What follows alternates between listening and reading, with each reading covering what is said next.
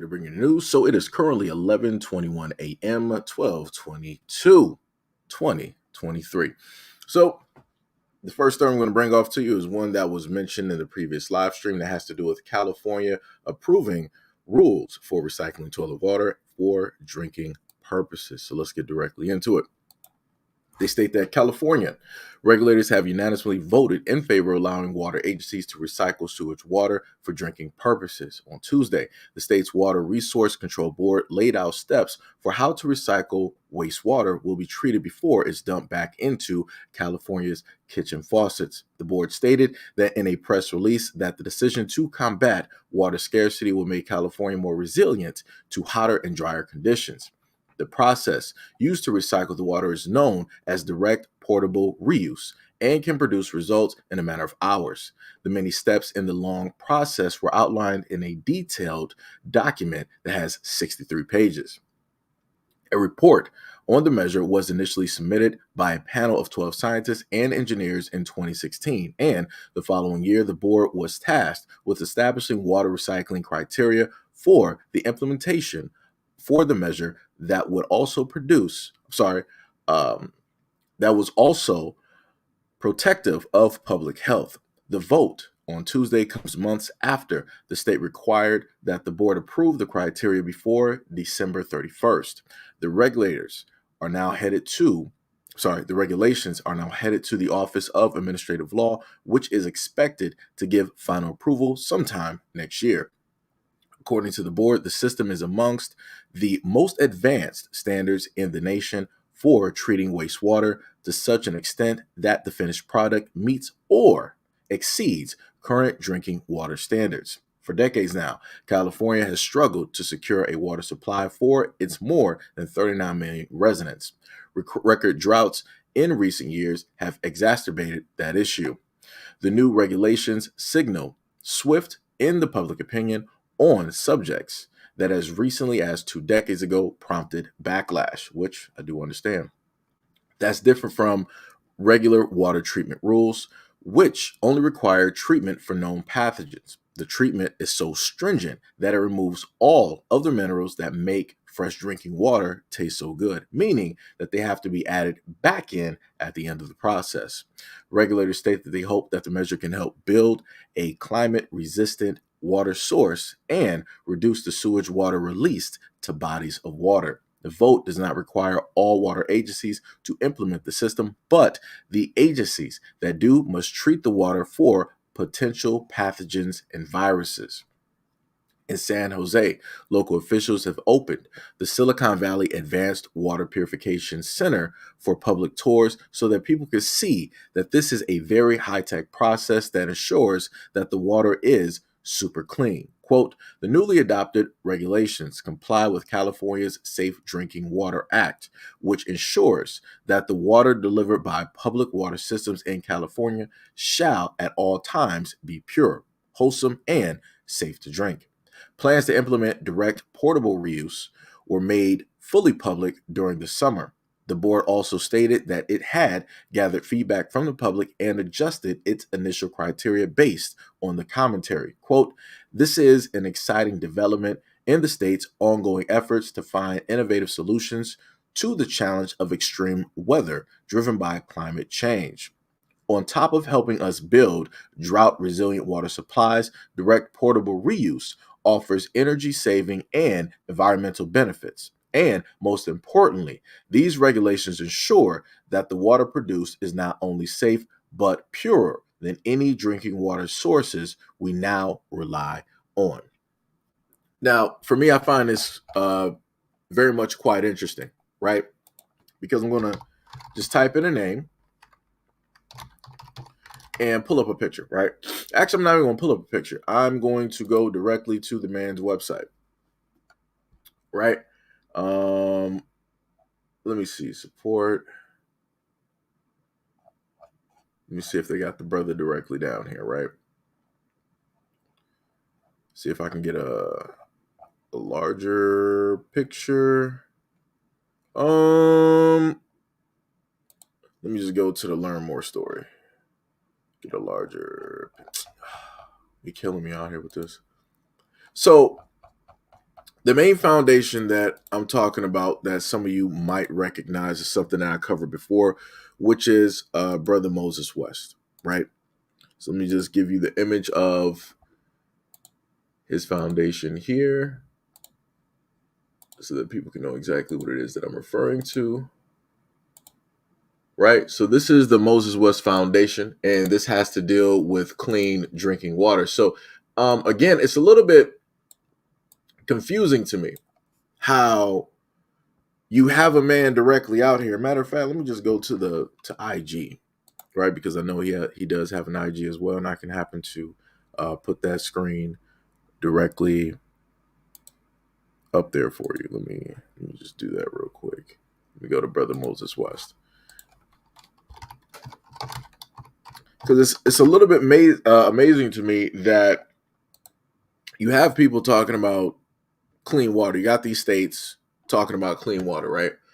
But yet you don't want to enlist the help of Moses West. Like I'm a little bit confused. You're talking about that you're going to come up with the purest forms of drinking water that we pretty much have so far that we rely on, and you're talking about recycling waste. And they also stated within the article that hey, we're going to be recycling polluted waters, and they're so polluted and they have so many different pathogens and things that we have to look out for, that we have to strip and take away so much stuff in order to make it drinkable, right? So this is Brother Moses West, right? This is the brother that I've covered over the years, and you can clearly see the two images. Let me see if I can make that a little bit bigger for you guys. Let me see. Yeah, so I'll do it just like that, right? So you got the Moses West Foundation. You can clearly go to the website to learn more information directly on the left, and then you have his IG that I have directly in front of you on the right side of the screen, right? It says that a nonprofit organization that deploys atmospheric water generators in response to any emergency situation where water is needed. So you literally have a brother here that has a foundation, that has the technology, that has the know-how, and in order to make these machines that pull from the atmosphere, brings those molecules into his system, does whatever it does, and it gives you clean, drinkable water. You don't have to worry about fecal material. You don't have to worry about pathogens. You don't have to worry about viruses. You don't have to worry about bacteria. You don't have to worry about trying to strip all of these, essential nutrients in the water to make it taste good in order to add it right back in after the process is finished. You get exactly what the environment offers. You get exactly what it is that is directly around us every single day. And he has a machine that does it. So it's confusing to me that California wants to go the route of Bill Gates, because there was a video that I showcased of Bill Gates talking about making a system that can recycle water and make it clean. Right? They showed off the system. They drank from the system to basically prove that it's clean, all this other type of good stuff, right? But yet you have somebody where he can literally make the machine because he's been making the machines in order to give people clean water. And this is one of the generators here, right? This is one of the generators that he has. You clearly see that it's, doing what it's supposed to be doing. And out of that little nozzle, out comes the clean water. So I'm just trying to figure out, these states have so much money. The government has so much money. Somebody like Bill Gates has so much money, but yet they don't want to invest in somebody who's able to get the job done better than them. They instead want to invest and pour money into a senseless type of system, as if we're living at the end of the world. It's like, we have no other alternatives. Our technology is pretty much shot. We don't really have the manpower to make and produce all of these things. So we got to do what we got to do, right? So we got to take sewage water and, we got to renew it. We got to make it cleaner. We got to make sure that people are able to survive and to drink. So you mean to tell me that we also had other options, such as taking in water from the ocean? There's an abundance of water on the planet. There really is, at least at this moment in time, abundance of water, right? And people have stated that, oh, we can't really do that because, the amount of money that it would take in order to, pull in that water and then to, take out, all of the salts and different things and to give, clean drinking water, it money wise, it would just make no sense, right? I used to hear that argument a lot from people. And then I sat up there and I'm looking in 2023, about to be 2024, and we have a deficit in the United States of $33 trillion. So let's just try to figure out something. So, how much out of that deficit would it have taken in order for them to come up with a system that would pull water from the ocean in order to give the residents of California clean drinking water? I'm pretty sure it wouldn't have taken $33 trillion. I'm pretty sure. And then looking at the amount of money that the states and the government waste all the time, I'm pretty sure it wouldn't even be a fraction of that amount of money. We got jets, we got missiles, we got bullets that cost hundreds of thousands, if not millions of dollars. It wasn't just that, wasn't it just recently this year that there was a jet that mysteriously went off radar that people lost track of, cost millions, if not hundreds of millions of dollars in order to make and create, not to even total up the amount of artillery that was on there and how much that actually cost, and then they seemingly lost track of that? Isn't this the same government that sat up there and lost track of $2 trillion during 9/11? But yet it would not be cost effective to try to come up with a system to give clean drinking water. And people wonder why it is that people state that the United States is far behind when it deals with technology. It's not that the United States is far behind when it deals with technology. It's the fact that the United States likes keeping certain technologies behind. Right? They like to keep it behind the back door. Like I said, you got one black man here that is able to create a machine. Right? The machine that he created is for this one, it's literally making so much water that it's pouring out of the system. It's overflowing. Like, this is crazy to me. And also another reason that they don't want to enlist this technology is because people would start just using this as drinking water, which they should. Because the main thing that I told people before, and I drink bottled water too, but I'm just going to be real with y'all. You don't know what it is that you're getting every single time that you drink out of these plastic bottles. You don't know what's in there. They don't have to specifically tell you, right? Because remember, when the article I read off to you, they specifically stated that they have to take out so much stuff out of the water to make sure that it's pure, that all of the things that they add into the water for us to be able to drink it so that it tastes good to us, they have to put that back in at the end of the process. So realistically, you're not even fully drinking pure water. You're not even drinking pure water because they're putting additives in there. Natural water, it has minerals, depending on where the water is found around the world, or the different aqueducts and things like that. It's going to have certain minerals in there. Maybe it might have a certain amount of copper, directly in there. Maybe it might have, certain amounts of different things, again, it's going to have different things, but it's still going to be natural because it's coming from a natural source. The water that we drink is not natural. They told you that. So everything that's coming out of our faucet is not natural. Everything that we have that's bottled is not natural. So again, what the hell are we actually drinking? What are we drinking? And I want to note to people that this is the exact same man that I reported on before, that he brought his water machine up to Flint and they basically tried to destroy his machine. And these were not normal, average, everyday goons. These were people that were specifically sent because they had the know-how and they knew how to get into a machine and break it down to a certain point. He stated that himself because he's an engineer. All of the machines that you're looking at, he built those. And also to note, this is a guy that is a military vet. Military vet. So he putting his time, he's putting his money. Like this is what real military looks like. This is what real military protection looks like. Those who have done the utmost to protect and serve, you know, to help us out, protect us from all of those outside sources, they come back home. And then they're like, you know what, my job ain't done. I want to do something that is still going to keep me active, that's still going to keep me moving. And then on top of that, I'm going to do something that's going to help out the people. This is what that looks like.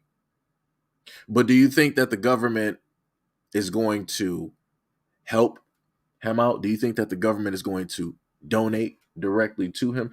Do you think that there's going to be an overwhelming amount of celebrities that are going to pull money directly into this man so that he can just start making these water systems? No, because think about this.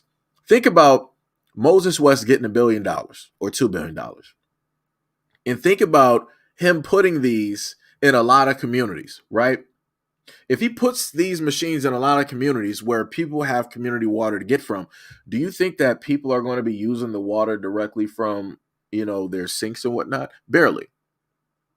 And then the main problem that's going to come from that is people are going to be like, well, if I'm not really using the water that is getting, coming directly from the plant, the waste plant, whatever it is, and it's getting pushed directly to my house. If I'm not really using it, then why do I have such a high ass water bill? Why is my water bill $200, $300, $400 if I'm not really using the water? What am I really getting charged for if I can actually prove to you how much water I use or how many times a day I'm actually flushing the toilet? If anything, that's probably what the water is going to be used for. Flushing the toilet. Maybe even for the dryer and the washer. But other than that, the other main everyday usage, which would, add up to that high water bill, would be the kitchen sink, would be cooking, or depending on the states that you guys live in, maybe you might have a sprinkler system, right? Maybe you might be watering the plants. Maybe you might have a pool. It may come directly from that. But again, if you're not using the water for those purposes anymore, why would your bill be so high? There would be no reason for the bill to be so high. We've seen this happen time and time again, where a lot of people have stated that, I shouldn't have such a high heat bill when I don't even turn on the heat during the winter. I use heaters. I use a generator. So why is my heat bill so high? Again, it's going to show you that a lot of these companies are overcharging you. If they were to put in this water system in a lot of communities, people will start to back away from using the main water system in a lot of these cities. That's going to be a problem for the city because then the city can't really charge as much. Or the city is going to decide to still try to come after people for that money, even though they know that people aren't really using that water as they used to because they have a whole nother source. It's the same thing if we had the technology, which we do, when it deals with free technology, free energy. There's a lot of different motors. There's a lot of different energies directly out there that you can use in order to power a home. Do you really think that you would have somebody like like General Electric, or whatever electric agency that you got? Do you really think that they would want that in the United States? No, because they like having a monopoly. And they like being able to overcharge the people who are being overworked, the people who are not being paid enough, the people who are pretty much tired and on death's door. They want to charge them up until they can't charge them no more. And then after that, they're going to still find a way to charge them even after death. Like I said, all of these things have to deal with a system. All of these things have to deal with a monopoly. All of these things have to deal with greed. And you're clearly seeing what that looks like directly in front of you. California would rather pour money into this whole other type of system, into this whole other type of company. Like I said, I don't know who owns the company. I don't know who's running it. I don't know how the system specifically works. But I do know that you have a man that can literally more than likely build a way better system, and that's way safer, and you don't have to worry about the wastewater. But they opt to use something different. They opt to use something different. Like I said, it's crazy.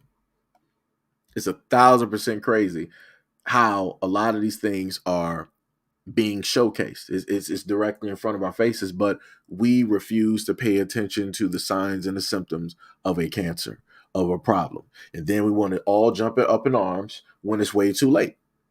So again, I'm showing you the signs and the symptoms. I'm showcasing to you a fix for a problem that we have. Again, we shouldn't be a first world country with third world problems. It's crazy to literally think that we have states in the United States that suffer from lack of clean water. How is that even possible? In three different areas, you got water around you, right? East Coast has water. West Coast has water. Down in the South, you got water. The only place that doesn't really have water is the North, and that's because Canada is directly connected.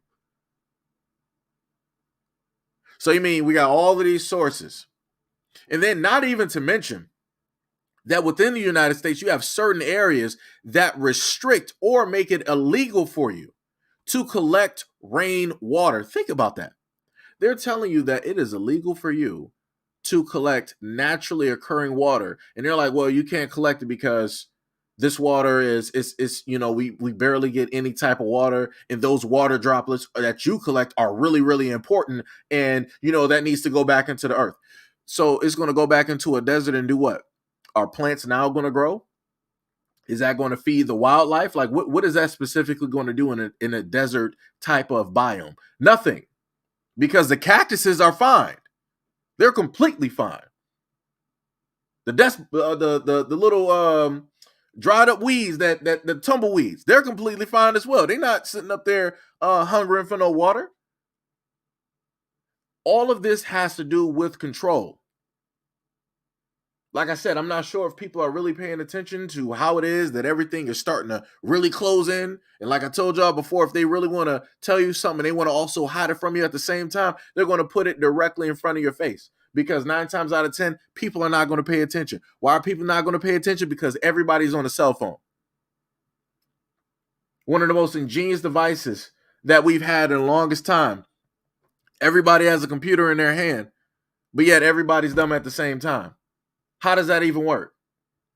You got a wealth of knowledge literally in front of your hand, but yet we all suffer from lack of knowledge. How does that work? How?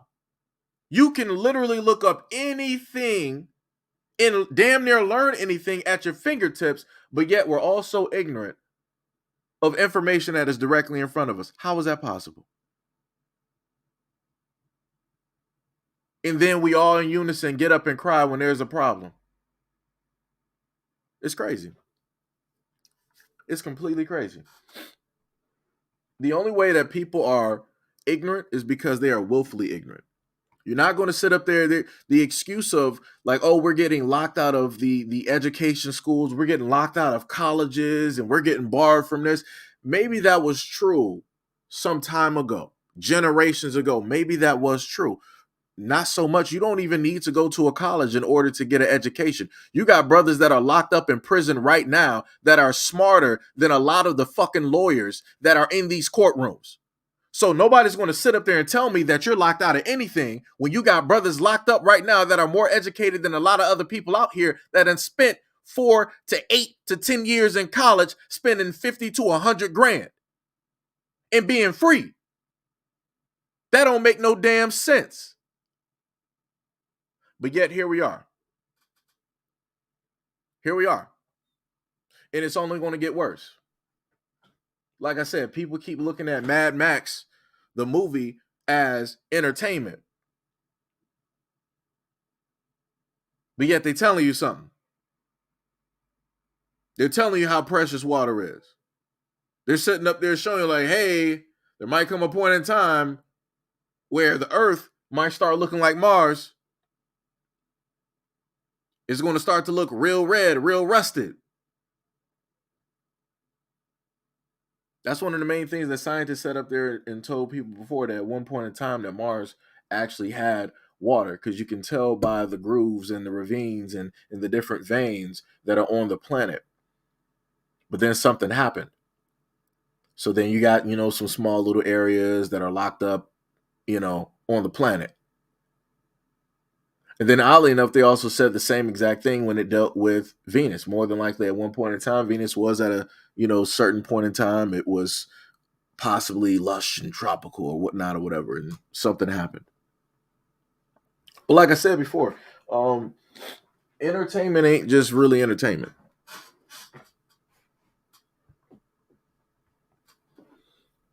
It's crazy, crazy. But we're going to go directly into some of the video segments here that I normally do. So we're going to start off. Let's see what video. How many videos we got? 1, 2, 3, 4, 5, 6, 7, 8, 9. We got about 9 videos trying to figure out which one I should start at. Matter of fact, just to keep people's mindset on the Jeffrey Epstein, we're going to go with something I'm pretty much sure that everybody has seen at one point in time in their life. A little scene. I think this should be from Pinocchio. So let's go directly in. How would you blokes like to make some real money? Well, and who do we have to, No, nothing like that.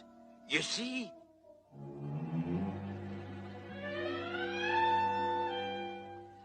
I'm collecting stupid little boys. Stupid little boys? You know, the disobedient ones what play hooky from school. Oh. And you see...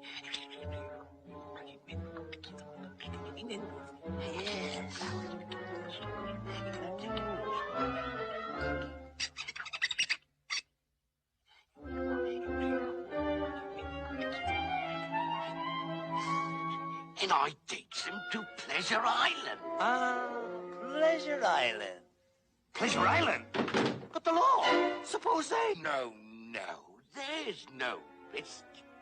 They never come back as boys.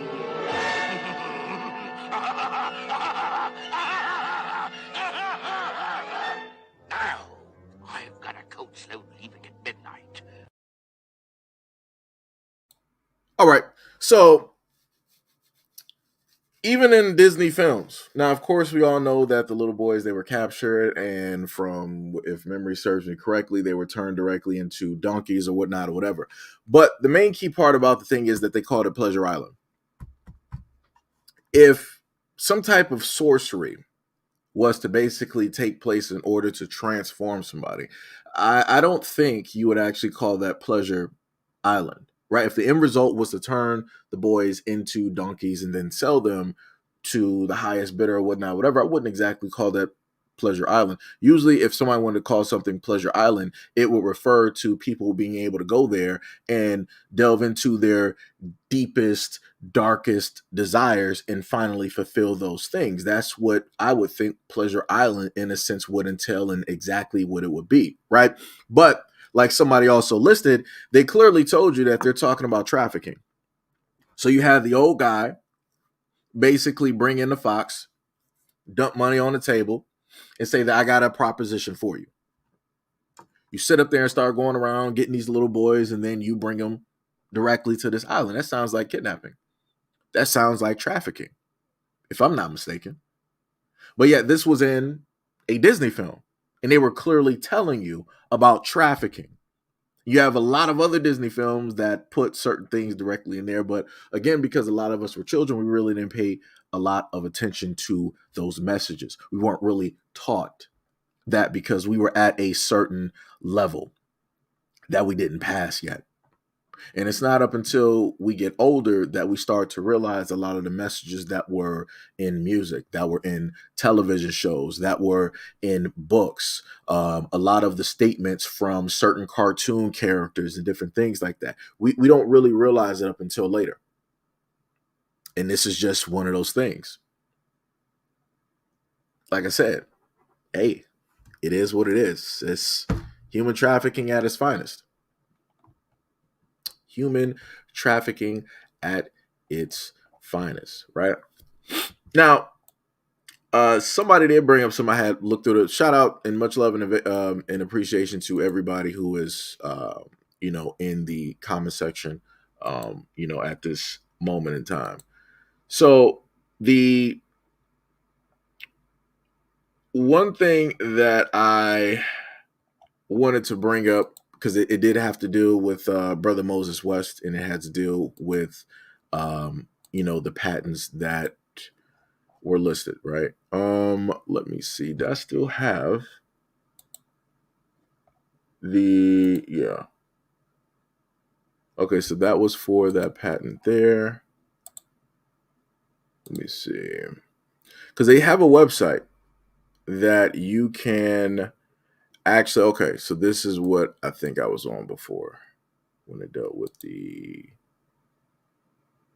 docs, right?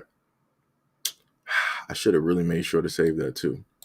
So when dealing with the patents, let me see if I can give you guys this real quick. Let me see if I can screen share.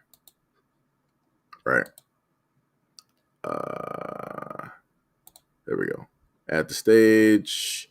See if I can make that a little bit larger for you guys.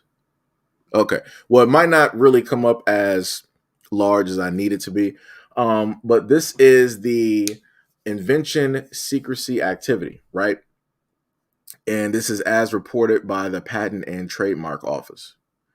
So this, in a sense, keeps track of the amount of patents and trademarks that are, directly out there. So you see the fiscal year going to the left side, you see the fiscal year of 2019 all the way to the fiscal year of 2023, right? And to the left, they say the total secrecy orders in effect at the end of the period of that fiscal year. So in 2019, you had 5,878. In 2020, you have 5,915. 2021, 5,976. 2022, 6,057. And fiscal end year of 2023, 6,155, right? Then they also list new secrecy orders imposed. In 2019, it was 88. 2020, 45. 2021, 61. 2022, 87. And in 2023, 125. Then you have orders rescinded, as stated, 2019, 2, 2020, 8, 2021, 0, 2022, 6, and 2023, 27. And then below that, you have sponsoring agencies for new secrecy orders. So you got Foreign Origin, you got the Army, you got the Navy. Taking the AF stands for the Air Force. The DOE, I think I did have an actual image directly up there. Let me see if I can go back to it. So you got the DOE, which should be the Defense. I think that should be, isn't that the Defense Technology Security Administration? I think. Let me go back real quick. Let me see. Go back to that main slide. Okay, so that was DTSA, right? DTSA, then you got NASA, and then you got DARPA. I think I did have the DOE directly up there. If somebody know what the DOE stands for, because I'm trying to look for it at this moment in time on the sheet that I had, you can clearly list that directly down there. Let me see. Let me print this one out real quick to give that to you guys so you know what I'm talking about here. Oh, wait. Let me make sure I only got one, because I don't want to have both of them up there yet. So I can post that directly up here. So let me take those down.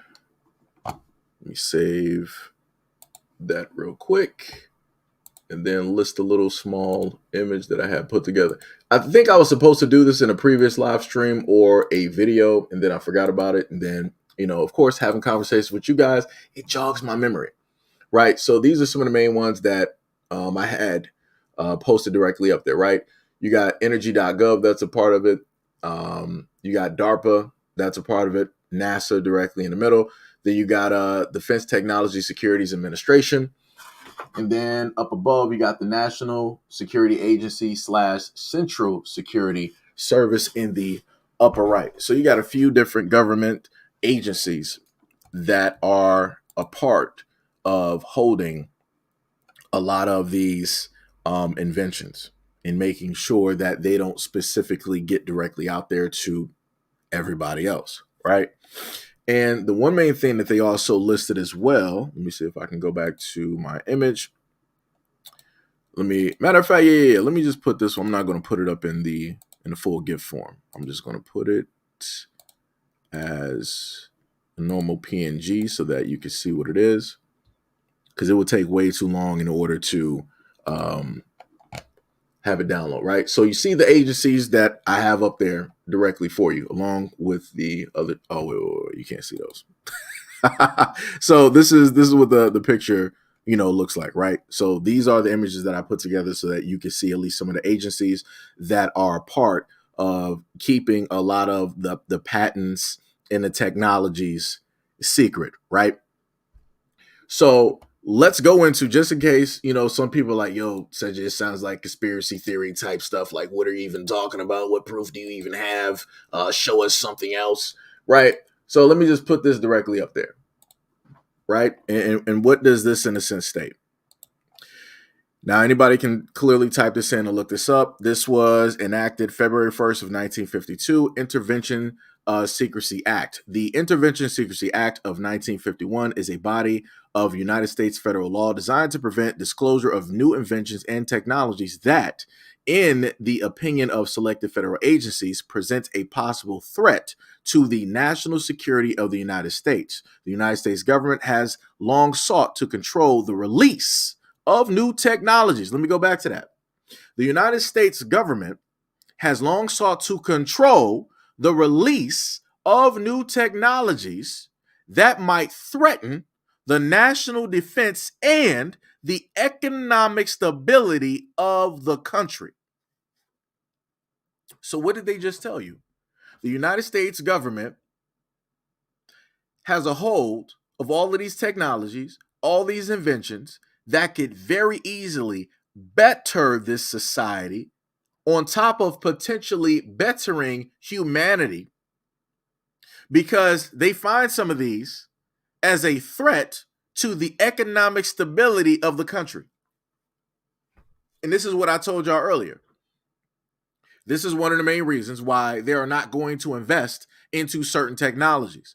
This is one of the reasons why, when you have a lot of these great inventors that come up with these kinetic engines and all these other types of things, like I said, you got guys in Africa right now that are running engines strictly off of water. Pay attention. Where can we find water on a planet? Pretty much everywhere. And you have guys in Africa that have made engines that run off of H2O. So you can basically pull water directly from your kitchen sink, your bathtub, your toilet. You can boil some water. You can have some water directly in a bottle. Pour that bad boy into the engine, cut it on, bow, electricity. I'm just gonna let this sit here and marinate, because I know there's a lot of people out there that be like, yo, man, this is conspiracy theory. There's no proof to this. Go look it up. Go look it up. Everybody, like I said, everybody got a phone.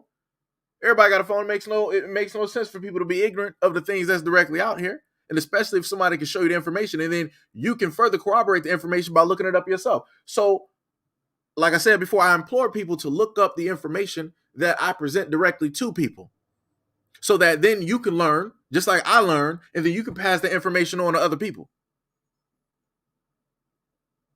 Because this is clear cut showing you how deceptive the United States is. Actually, this is clear cut showing you how deceptive the world's governments are when it deals with technology. So a lot of the stuff that we're using right now, we think that it's brand new, and it's not. It's actually old tech. They just give it to us, every 10 years, every 20 years, every 30 years, every 50 years. This is why I showed y'all the car. I think it should have been Porsche that was coming out with. And let me go back to that car. Let me see.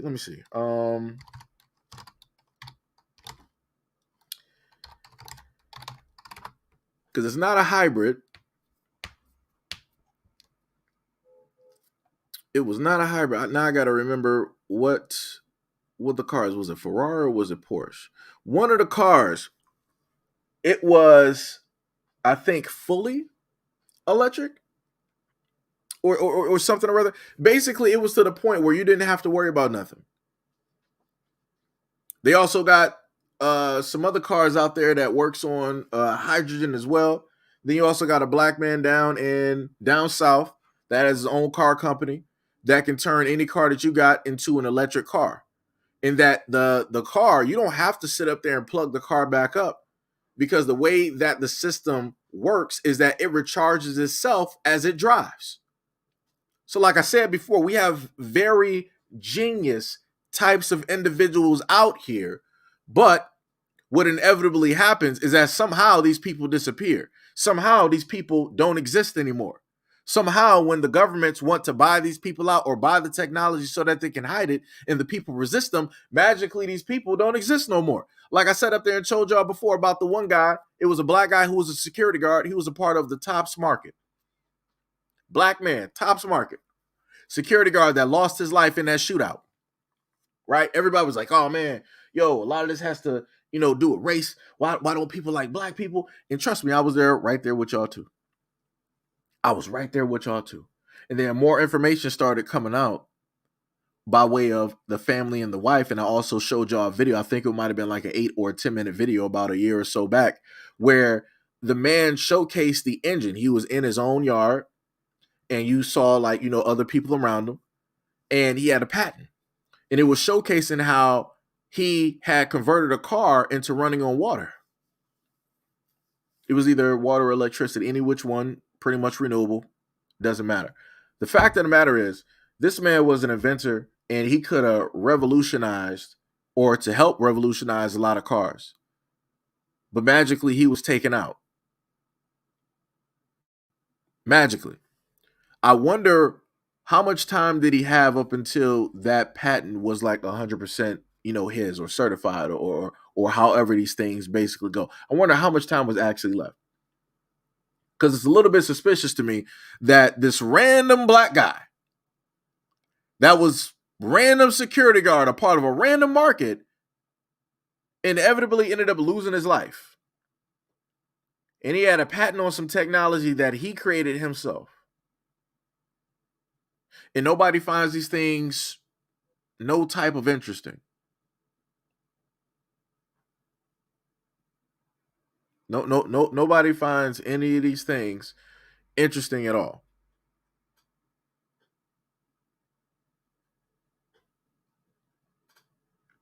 It's very interesting. Hog Major said, look, Stanley Mayers with the water-powered dune buggy in the 80s where it all started.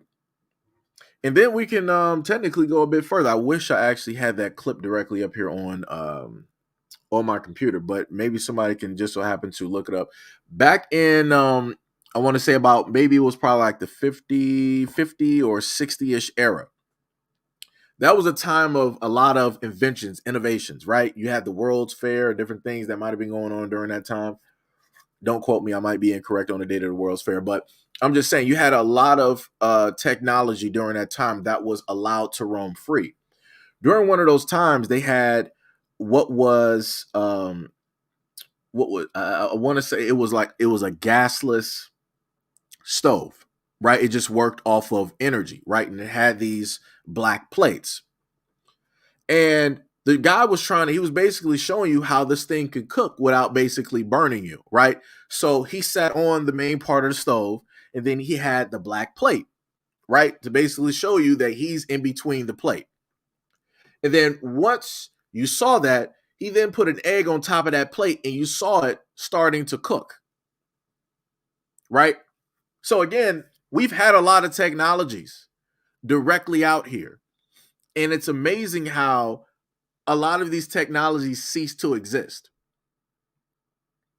There's a lot of information out there about using copper in order to help grow super plants, right? There's studies out there that I think I should have brought to you guys before, maybe some years ago, 2 or 3 years ago, where they were talking about doing an experiment in Antarctica or the North Pole, any which one, it doesn't matter. And they were growing plants, and they were giving them the abundance of oxygen that I guess you could say that was given to the dinosaurs or whatnot way back when, right? Because they stated during those days, because it was such an an oxygen-rich atmosphere, that things were allowed to grow larger than what they do today, right? Because of that abundance of oxygen. So they did that, and they stated that the plants and the fish grew larger than normal because of the amount of oxygen that they were able to get versus everywhere else on the planet. So there is some validity directly to that by way of science. But yet, a lot of these things, again, are hidden. So going back to the whole thing that I stated before, where you have copper, which does very great when it deals with plant growth and making super plants and all of these other types of things. So if you happen to go online, I'm not talking about all of the stuff that, you may see some AI type of stuff. You do have people out there in other countries that are able to grow super sized, type of cabbage or watermelon or different things of that nature. Like I said, a lot of that know-how, when people showcase that they know this type of thing, agriculture, or they know their way around technology, if they are not silenced, they are taken out. And then those stories are then swept directly under the rug. And then later on, you'll have people on Twitter that say that, oh, none of this stuff is factual. Nobody's able to grow super plants. Copper doesn't do all of these things that people, right? You magically have these fact checkers and all of these other entities that tell you what is fact and what is not. So again, we're in a time period of which there's an abundance of information, but there's also an amount of lies and deception that are being weaved in directly with those truths. So this is why whenever people happen to see videos now, everybody's like, oh, that's just AI. Oh, that's fake anyway. Oh, that video right there, that's a skit. Because watch, there's going to be a point in time that normal car crash videos, people are going to just say that, oh, that was just AI generated. All car crash videos are AI generated. Those things don't even realistically happen. Like I said before, it's going to be a lot of deception. And people are not even ready for it because people aren't trying to prepare or pay attention. So let's go back to some of the rest of the stuff. Get back to the entertainment, side of things, right? So we went over the Pinocchio bit. So let's go over to somebody who just luckily walked away with their life.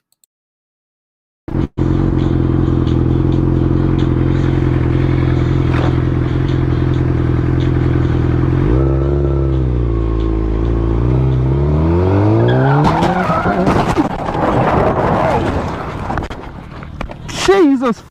Woo! Woo!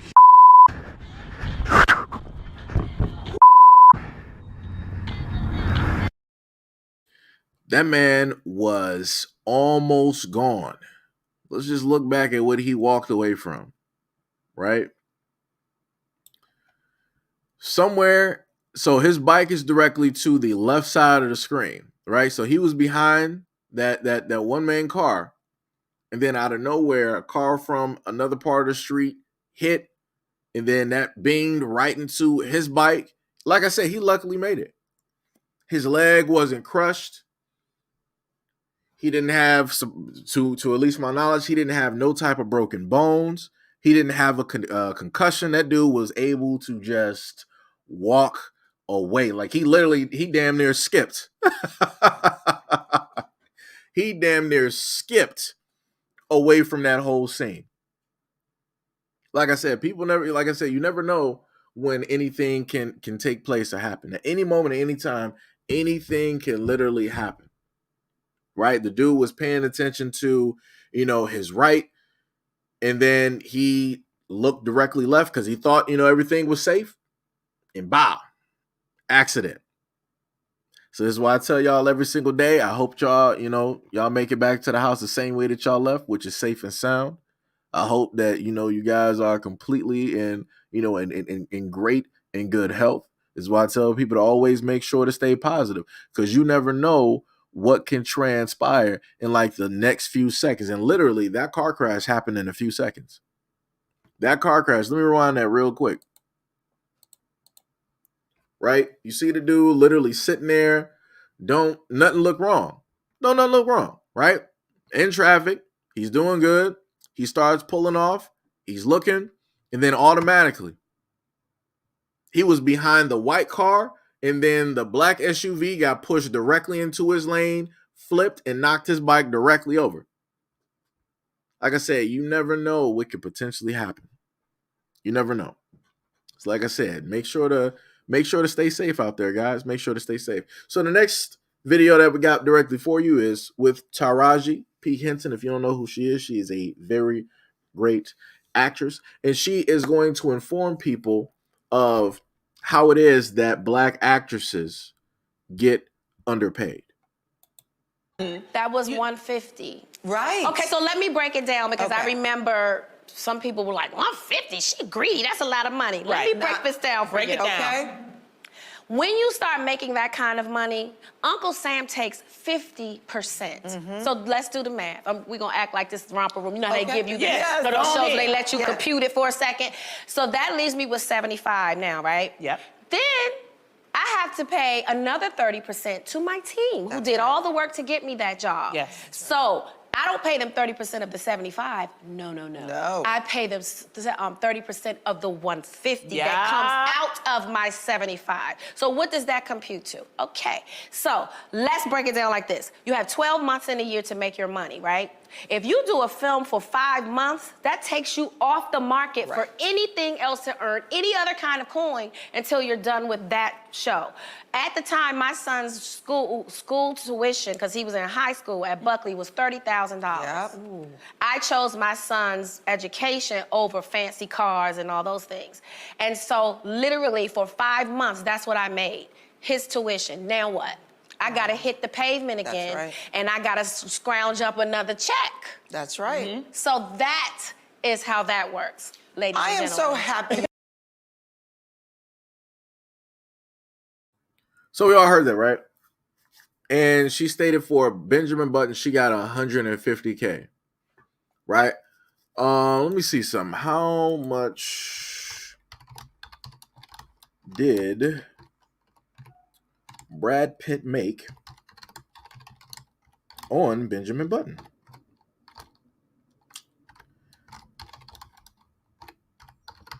It's all spelled wrong, so it doesn't matter.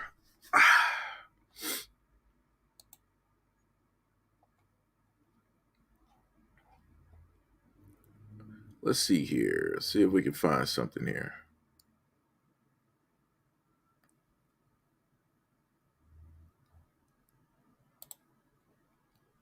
They're not really trying to give the amount of money, which is a little bit.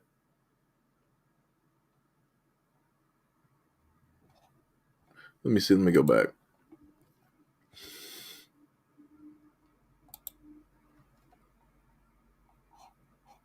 Let me see. One article states that this is why black actors are rallying behind Taraji P. Henson. This is an article back from technically it was written recently. Let me get to the main part. She said that she tried getting paid a fraction of the cost despite her award-winning decades-long acting career, adding actors take home a small portion of their actual salaries and often work additional jobs because of taxes and payments they must make to their team. Henson also stated that every time she breaks another glass ceiling, she finds herself at the bottom again, like, I never did what I just did. And she tears up speaking of how she wants to fight for young black actors. Right? So we're going to see. I'm going to keep looking. Let me see.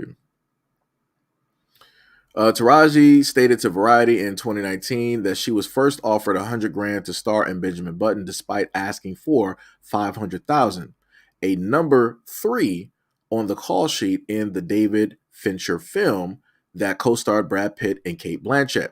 She stated that she negotiated her salary up to $150K, but after taxes and paying her team, she stated that she only pocketed about $40,000.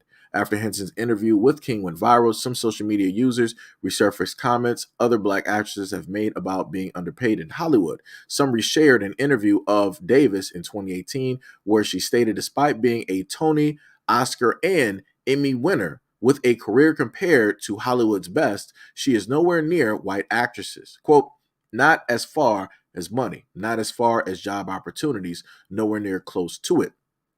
And people referred to her as the Black Meryl Streep. Other users pointed out that Mo'Nique's history of speaking about pay disparities. Mo'Nique has stated that she was blackballed from Hollywood after winning an Oscar for the 2009 film Precious because she refused to promote the film overseas without compensation. She also settled a lawsuit with Netflix in 2022 after she sued alleging gender and racial discrimination because the company reportedly offered her $500K for a comedy special, while others like Amy Schumer, Ellen DeGeneres, and Dave Chappelle were reportedly offered millions. So again, and I think I might have covered the some of the stuff dealing with Mo'Nique as well. And I was right there with her. I'm like, she is correct in what it is that she is stating. But when Mo'Nique did it, everybody wanted to call her a crybaby. Oh, you know, rich people wanted to, like, it's crazy. But then once now you start to hear other Black actresses come out and start saying this, now you got people sitting up and saying, oh, I know this, I knew this was a thing and all that. I'm like, yo, that's crazy.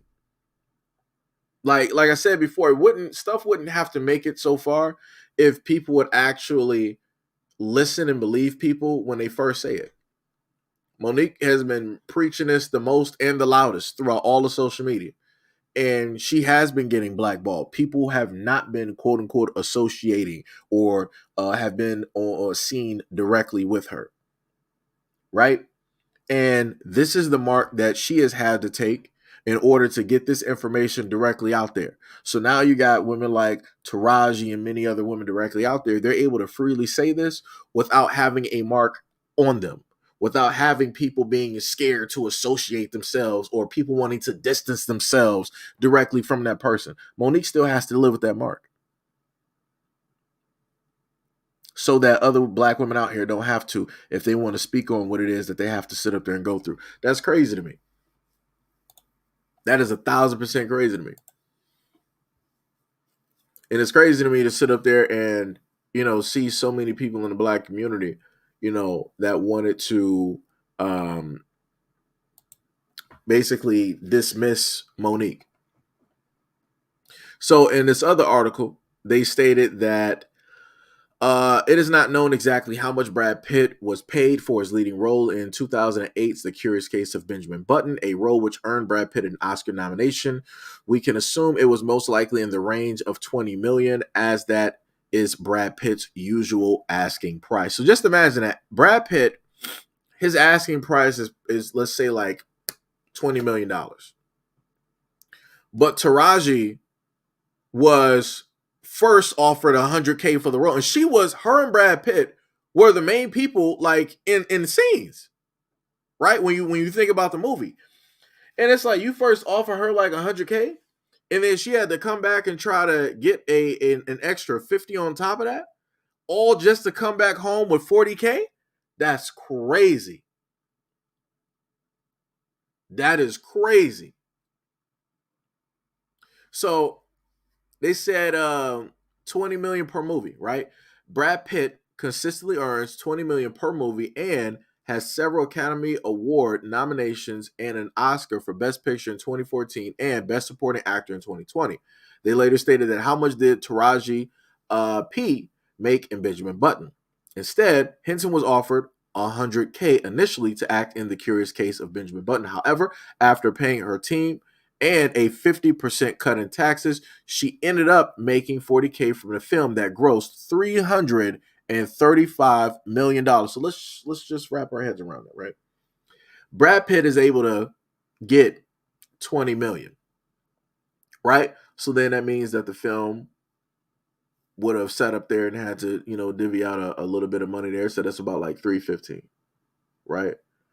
And then Taraji only got 150 directly from that. That's not even scratching the surface of that film. That's not even moving numbers off of how much that Brad Pitt's amount of money that they stated that that $20 million is his usual asking price. That's something that can move numbers. You can actually see that. Taraji's money is not really moving anything. You wouldn't even notice a difference. You can have, 100,000 people or whatever, 100,000 plus people come in and buy tickets, that basically covers what it is that they gave to Taraji. That's crazy. That is crazy. They said, how much money did Brad Pitt make for Fight Club? Brad Pitt was paid $17.5 million for his part in the film. Edward Norton was paid $2.5 million. How much money did Brad Pitt make for Moneyball? Millions are already spent as Brad Pitt as Pitt's salary, right? Which reported was more than $10 million. The left less than $30 million for all the other cast salaries and to make the movie. The highest paid actor of all time is Robert Downey Jr. The actor's work outside of the Marvel Cinematic Universe has cemented the fact that he has inherited gifts for his craft, but it's the role as genius, billionaire, playboy, philanthropist, Iron Man that has made him a box office sensation, as well as the highest paid actor in the world. Right? Then they gave, some different names up here. They listed Tyler Perry. How much does Tyler Perry pay his actors? The estimated total pay for an actor at Tyler Perry Studios is $71,274 per year. This number represents the median, which is the midpoint of the range from our proprietary total pay estimate model and based on the salaries collected from the users, right? Then they listed Angela Bassett's total net worth, which is $25 million, which sounds completely crazy. What else they got up here? Like I said, all of this, did he really make $20 million on Bullet Train? That's crazy. That is crazy. Wait, Tom Hanks got paid $8 million for Elvis? Then they said, as of 2022, who is the richest actor in the world? As of August of 2022, Jerry Seinfeld is the richest actor in the world with a net worth of $950 million. Who is the second richest actor in the world? Tyler Perry with a net worth of $800 million. Ooh, it's crazy. Didn't even know Tyler Perry had that much money. Right up there with Jerry Seinfeld. Jerry is up there due to the fact of Seinfeld, the TV show. Rebroadcast, syndications, and all this other type of stuff. Like I said, that dude, Jerry Seinfeld, has not been on stage in decades. I think the last time I remember him doing anything was that television show where he drives with celebrities in cars. They said, who is the most expensive actress? Scarlett Johansson's net worth as the highest paid actress in the world. Scarlett Johansson, who starred in Marvel's Black Widow, has quadrupled her net worth from 2017 to 2022, surpassing many other notable celebrities. That's crazy. Just for her not to do that ever again. Crazy. That's completely crazy. Wow. The more you know. The more you know. Let me tell you. Yo, what is up, Gail? Much love, respect, and appreciation to any and everybody that is clearly in carpool karaoke. No. That's the other. That's the white guy from the UK. I know his name. It's in my mind right now. I just can't give it to you. But no, that's the. I know who you're talking about. I think his name is like James something. But even dealing with that dude, there were some stuff coming out about. Yeah. Thank you, Stardust. James Corden. Thank you. Yeah. I'm like, yeah, it was the dude from the UK. It's like I know his voice. It was I think I went over some stories directly about him, about how he treated different people and whatnot.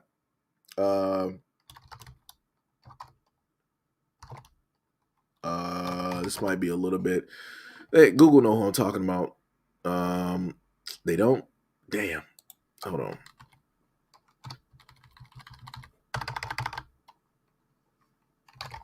Okay, that should be, yeah, there we go. So I'm not sure if anybody has heard what has been taking place.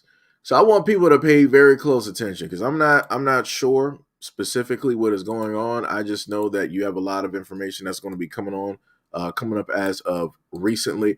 So out of all of the stories to literally hit, out of all of the guys that they have in a sense went after, right? When it dealt with the Me Too movement and all of these other types of things.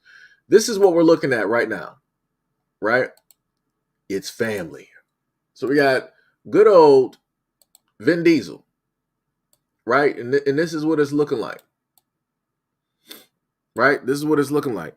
So you got one that says Vin Diesel categorically denies former assistant's outlandish sexual battery allegations. New lawsuit accuses Vin Diesel of sexual battery against former assistant in 2010. Vin Diesel's former assistant sues actor for sexual battery, claims he went after her in a hotel. So I'm just trying to get this straight. So we're in 2023, about to be in 2024. You're about to have the Jeffrey Epstein files. We got stuff going on about UFOs and, you know, all of this other type of stuff about a new COVID variant and all this other type of shit happening, right? And mind you, this is way past the Me Too movement and all these other feminist movements that were taking place. So out of all that time that they were cleaning house, going after actors, going after dudes that were, you know, a part of news anchors. They were, you know, top news anchors and the heads and presidents and CEOs and other actors and different stuff like that. Magically, this woman didn't say nothing about Vin Diesel. So now we're about to head into 2024. Magically, now this comes up. And this is what I'll be talking about. And I know some people be like, oh, well, there's never a right time. You know, why is it that people want women to come out, you know, at a certain time? You know, it's their truth and all this other type of stuff. And nah, son, if something actually happened, like, yo, if my house got broken into and I know who did it, I'm not about to sit up there and wait 10 years to sit up there and try to get somebody arrested. What type of damn sense does that make? What type of sense does that make? Why would I, knowing if somebody broke into my house and I know who that person is, why am I going to sit up there and wait 10 years to go after somebody to get my stuff back and to get them arrested and prosecuted? How much sense does that make? You might as well just take the L on that. You might as well sit up there and take the L. Now, maybe that might not be the greatest of comparisons because we're dealing with these allegations here. We're dealing with something that happens, you know, to women. As most women say, this happens to women every single day. And women are never believed. And that is correct. It does happen to women on a daily. And it is a fact that a lot of women are not believed. But one of the more specific reasons that doesn't get mentioned why women are not believed is because you've had fields of women over time come out and bring up lawsuits, frivolous lawsuits against men just to try to ruin them in order to get some type of money. Now, like I said, I'm going to go back to the whole thing that was covered before. Let me see if I happen to, you know, get the picture directly up here because I want people to be able to follow a brother. You know, when I'm talking about certain stuff. Might take me, man, I got to scroll all the way back down, right? So we got the whole instance of, you know, Diddy. It's Diddy. Take that, right? And what it is that you have some, you know, a woman basically stated about Diddy, how, you know, Diddy basically, you know, did all of these things allegedly, you know, to her, right? And just as soon as that lawsuit came up, within one day, what does the title say? Cassie settles Diddy lawsuit just one day after filing shocking rape, sex trafficking, and abuse allegations. Ain't that about something? Now, remember, this is supposed to be something that's serious. This is supposed to be a serious problem. This is supposed to be an epidemic. She's supposed to be bringing awareness. She's supposed to be letting everybody know the type of person and the individual that Diddy is. Why? Because she intimately knows this man because she was in a relationship. She lived with this man, right? She was with him for years. And all of a sudden, you mean to tell me that you had this lawsuit and you settled in less than 24 hours? Was it really that serious or did you just really need money? So I go back to what I stated before about, yes, things like this do happen to women. And yes, it is factual that a lot of women are not believed. But the main reason that a lot of women don't want to bring up why it is that women aren't believed is because of shit like this. I could have sworn that this is more important than money. How is it possible that all of these things you stated happen? These are traumatizing events. These are things that are going to forever affect you as a person, as a woman, your mental. and you settled that for millions. Was it really that serious? How am I supposed to sit up there and take accusations seriously when women are sitting up there putting a dollar sign directly in it? All you're telling me is that a man can do whatever he wants to do as long as he gives you the right price to shut the fuck up. That's all I'm seeing. That's all I'm seeing. And I'm seeing a lot of money grabs directly out here. That's all I'm seeing. I'm seeing it by way of women of a variety of different ethnicities. So I'm just saying. It's looking real weird. It seems that, you got women out here that don't want to work. It seems like you got a lot of women out here that don't want to work. They want to take the easy way out, which is basically suing a man that they know has a whole bunch of money, free money at that, and he could just freely throw that around just to, get something out the way. And that's what happened there in the Diddy case. Because like I said, if what she was stating was really factual, she would have took that to court. There would have been a whole trial. It would have been an open court hearing so everybody can hear everything that went on. Not just the court files in the files. For that, it was a lot of stuff directly in there that dealt with male prostitutes and her and Diddy and all of these things that were going on. And you also had drugs and different things like that going on. But like I say, even with all of the evidence that is actually there, that is written, that is court documentation, she settled in less than 24 hours. You might as well just ask for a loan or something. Just saying. Because that's all I'm getting. Because again, like I said before, going back to the original photo, she's with a cowboy, whatever you want to sit up there and call him. She found, the white man of her dreams that she's with. She got a whole kid and everything. And I'm like, something must not be right. The income must be pretty low. Because I'm like, you ain't spoke of or mentioned Diddy in a very long time. And the first thing that come out of your mouth is this. You could have been said this when people ask you on the red carpet, is there anything that you really want to say about Diddy? And during that time, Diddy ain't know what it is that she was going to say. That man was looking shook. He was looking like a ghost entered the room.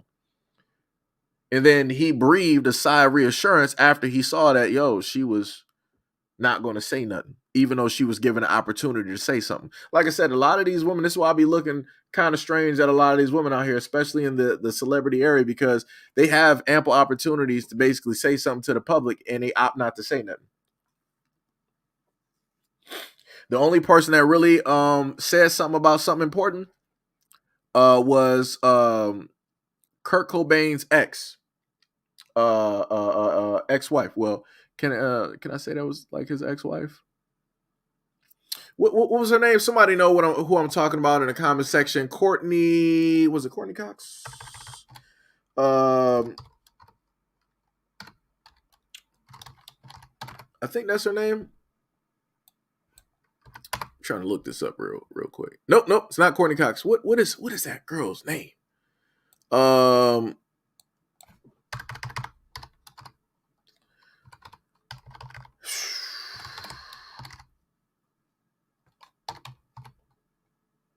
Let me see.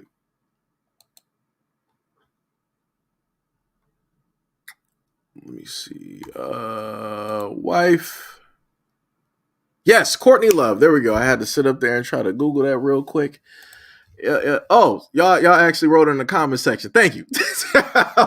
I'm focused on looking this up on Google real quick, and y'all just automatically wrote. I should have just waited. But much love, respect, and appreciation. Thank y'all for throwing that directly into the comment section.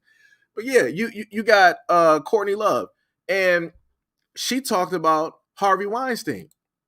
She said that live on the carpet. She was like, if you're ever invited to a Harvey Weinstein party, whatever it is, don't go. She literally said that. She was one of the first ones to sit up there and mention it like that. But you see how her life turned out, right? She lost the main person that she cared about, that she loved dearly.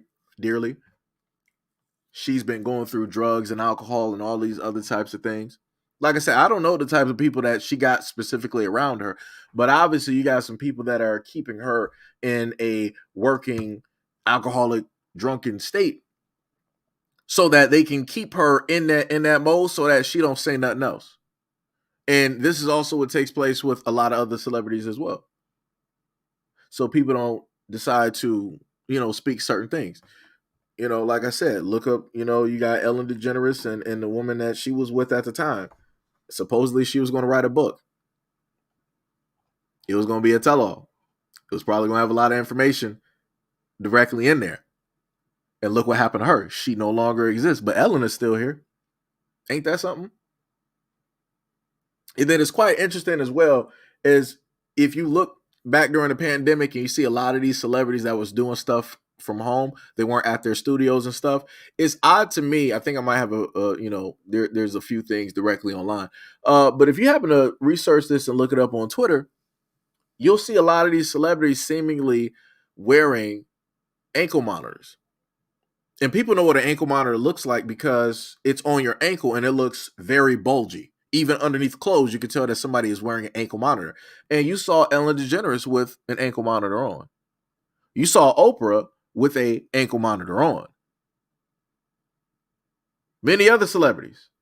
And then also during that time period, you started having celebrities, oh yeah, I just got my certification to be a citizen of a whole nother country. Why is it that a lot of these celebrities seemingly are having some problems? Why is it that a lot of these celebrities are trying to get citizenship in other countries? Like I said, people not asking the right questions. And like I told y'all earlier, people will sit up there and hide stuff in front of you in plain sight. That's the best way to hide something.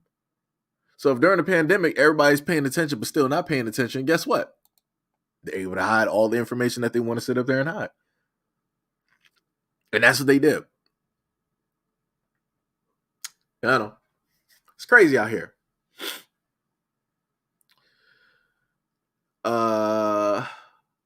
What is it? Stardust said Portia de Rossi. Wait, who is that? I might have to sit up there and look that up. F YouTube said better than ended up like Tila Tequila. Yo, Tila, she look here, she got a lot of stuff. She got a lot of stuff. And originally, Tila Tequila, she was, famous due to the fact, of course, she likes to drink, she likes to party. And, she was Asian and, she had, implants. And people were like, hey, she looks attractive. She looks fun, that type of deal. And then she started going through this whole different type of disarray of whatnot or whatever and started saying a whole bunch of stuff. It's like, wow.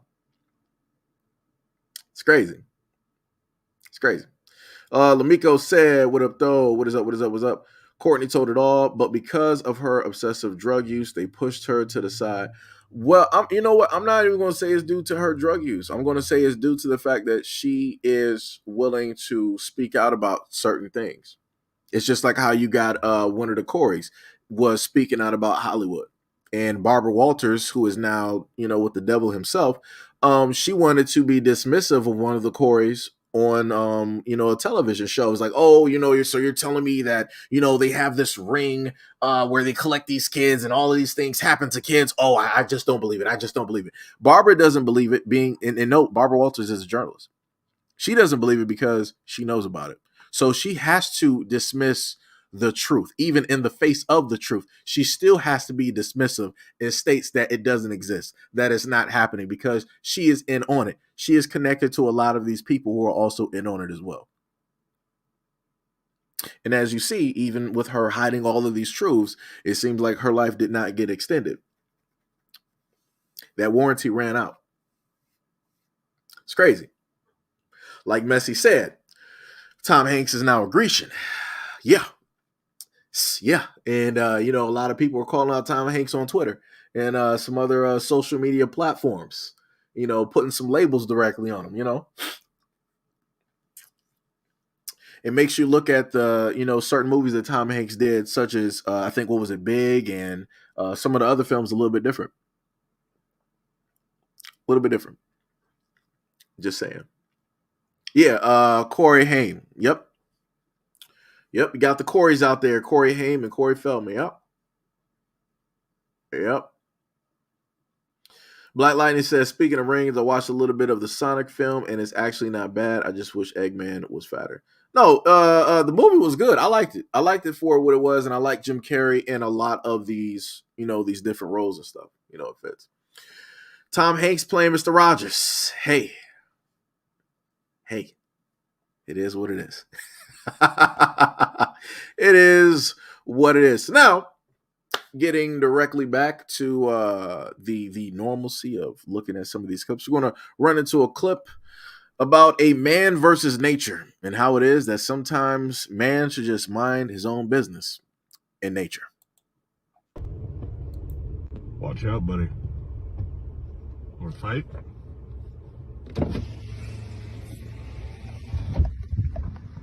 Right. You want to go, bud?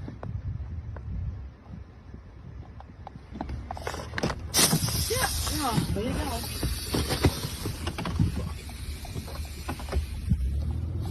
Fucking flatten my brain. This is what happens. This is what happens when man does not mind his business. Now, we can clearly replay this, and you see nature just minding his business, right? Now, let me just note, and this is something that somebody stated about higher, I guess you could say, intelligence or humans or aliens or AI, right? Whenever man wants to basically build something, does man A understand nature and try to find a way to work around it, or does man just basically build directly through it because he feels that he has the right to do? If we look at this picture, you see what man did. Man decided to build directly through, build a road through what nature already had set up, right? Somebody also stated, so what do you think is going to happen if AI, right, it gets, the whole quantum tech, we already seen the different things with AI being able to talk to itself, creating its own language, the humans that created it getting so scared that they got to unplug it.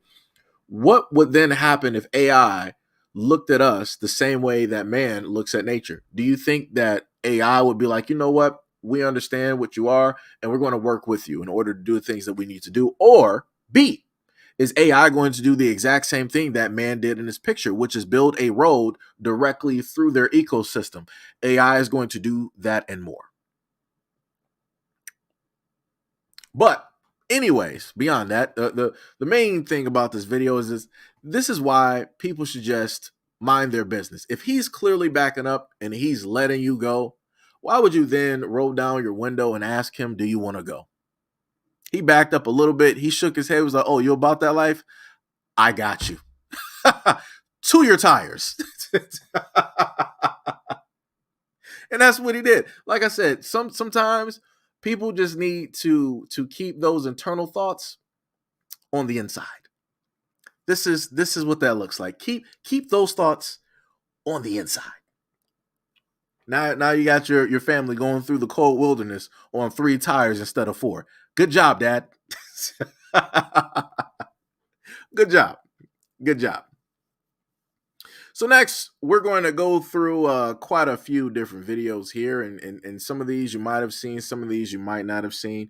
But they all have one common theme. And that's black. So let's get directly into it.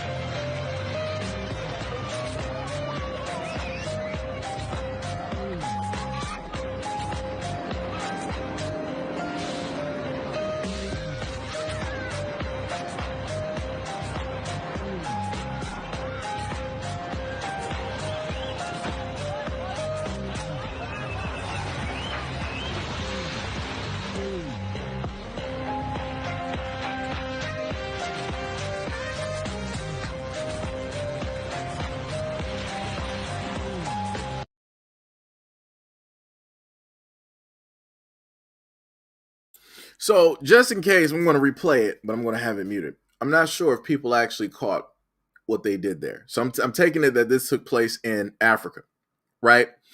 So what they basically did was show you the reverse, right? So they showed you the white boy waking up, and they showed you pretty much an all white community, right? And you see people going through the streets, driving their cars, trying to hustle and do all of this other type of stuff, right? And then you see the people who got money.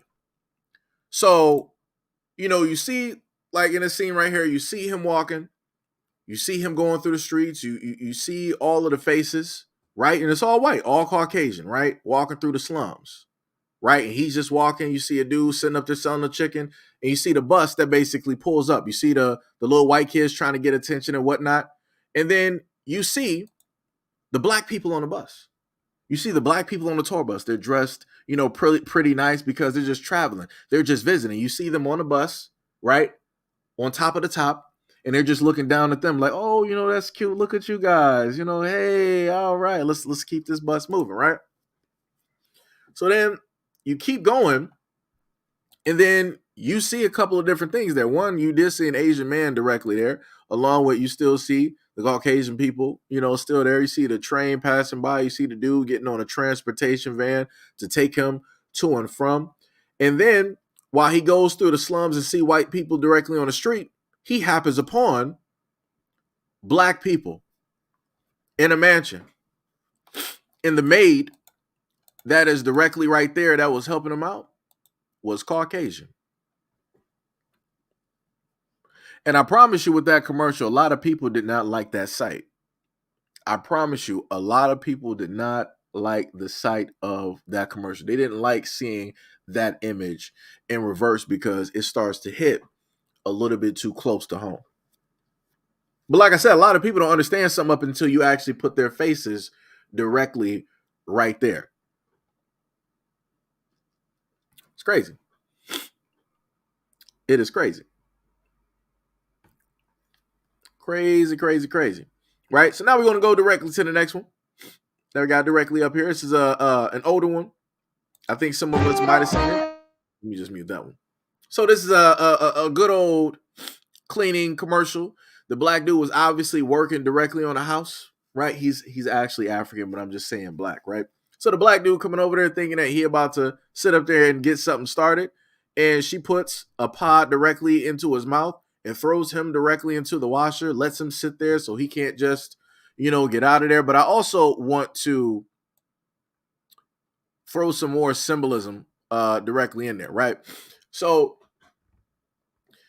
the washing machine, he's in there. You got the knocking in the the whatnot and the vibration of the washing machine, and she's sitting directly on top of that. So I just want people to pay attention to that because I don't think a lot of people also got that little note of it as well, right? This is a theme that was played in a lot of different movies that might have been rated a little bit higher, 18 plus adults, whatnot, or whatever, because it's that type of joke, right? So then she's sitting on this, and of course you saw her with like the little laugh and, trying to get herself comfortable and stuff. You still see the knocking and whatnot. And what comes out? Somebody that's not black. Basically stating to you that this man was the original one cleaning her house. And he got so dirty that he turned black.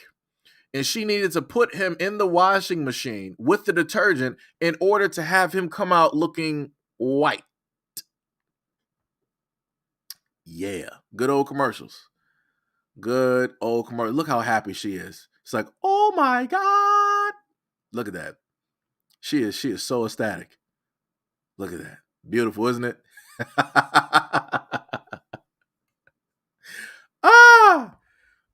Man, beautiful, isn't it?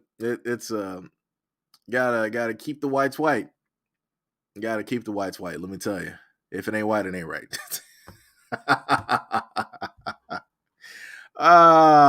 Hilarious. Now let's go to another one. Just to keep it rolling.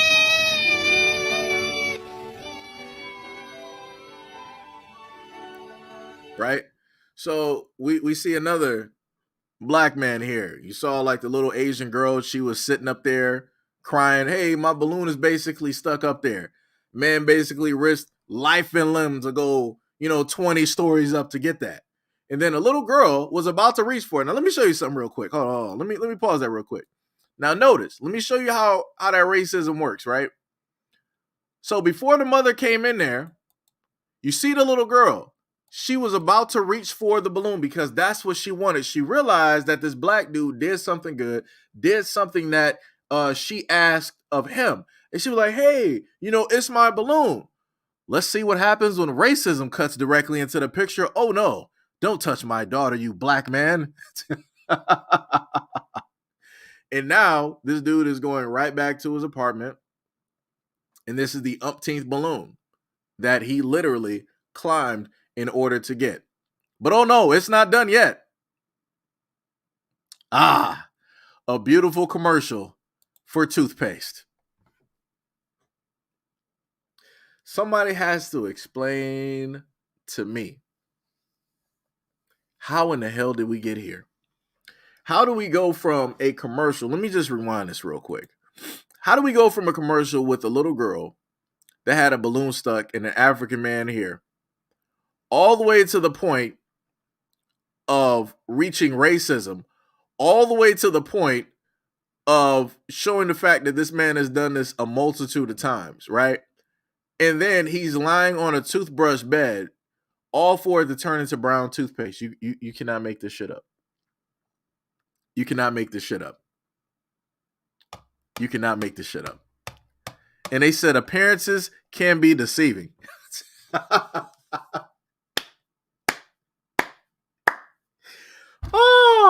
Oh man. Wow. They tackled a lot of stuff in that one. Let me tell you. They tackled a lot of stuff directly in that commercial. I tell you what. It's crazy. It is crazy. Wow. That life comes at you fast. I can tell you that one. Life comes at you fast, because that is wow. Who saw that coming? Who really thought that this was a commercial for toothpaste? Think about that. Commercial for toothpaste. You got a dude doing something nice for a child crying over a balloon, the mom being racist because she sees this black man coming towards her daughter, thinking that something nefarious is going to happen, all for this man to go back up there to showcase that this is the umpteenth time that this little girl's balloon has magically gotten caught on that tall light fixture outside, all for him to lay on a toothbrush bed and for him to, in a sense, turn into toothpaste, and for the commercial to be directly about toothpaste. Shout out to the Asians for that commercial, because only they could, do something like this. That's wow. That's something right there. That is something.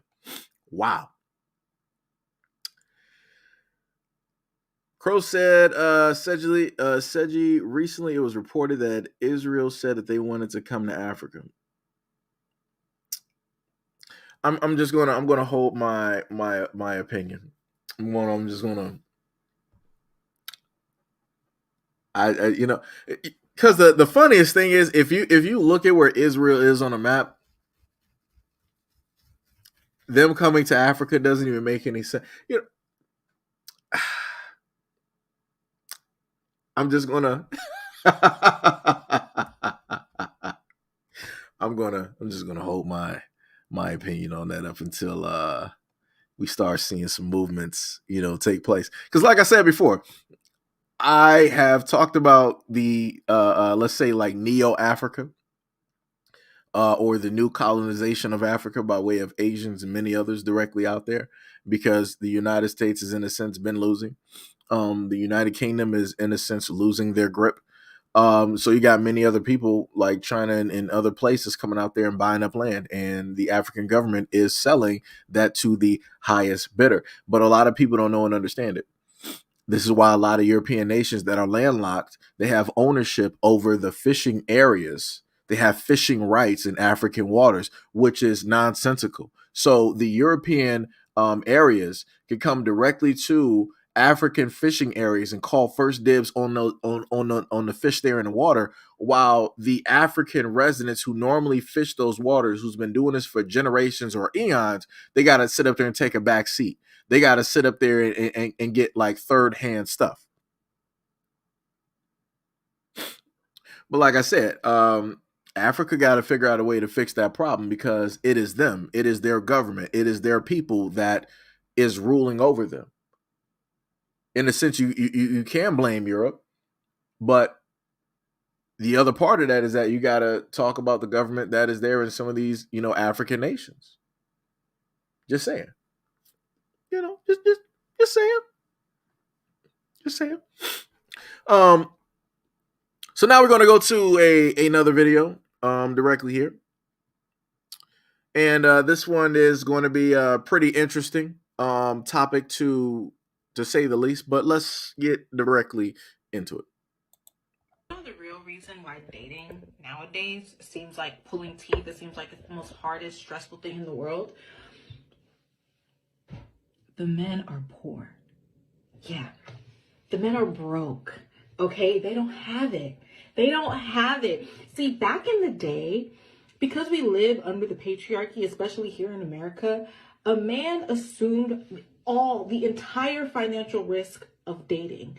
And it worked back in the day because men had disposable income. Now, capitalism is crushing all of us. The men don't have disposable income.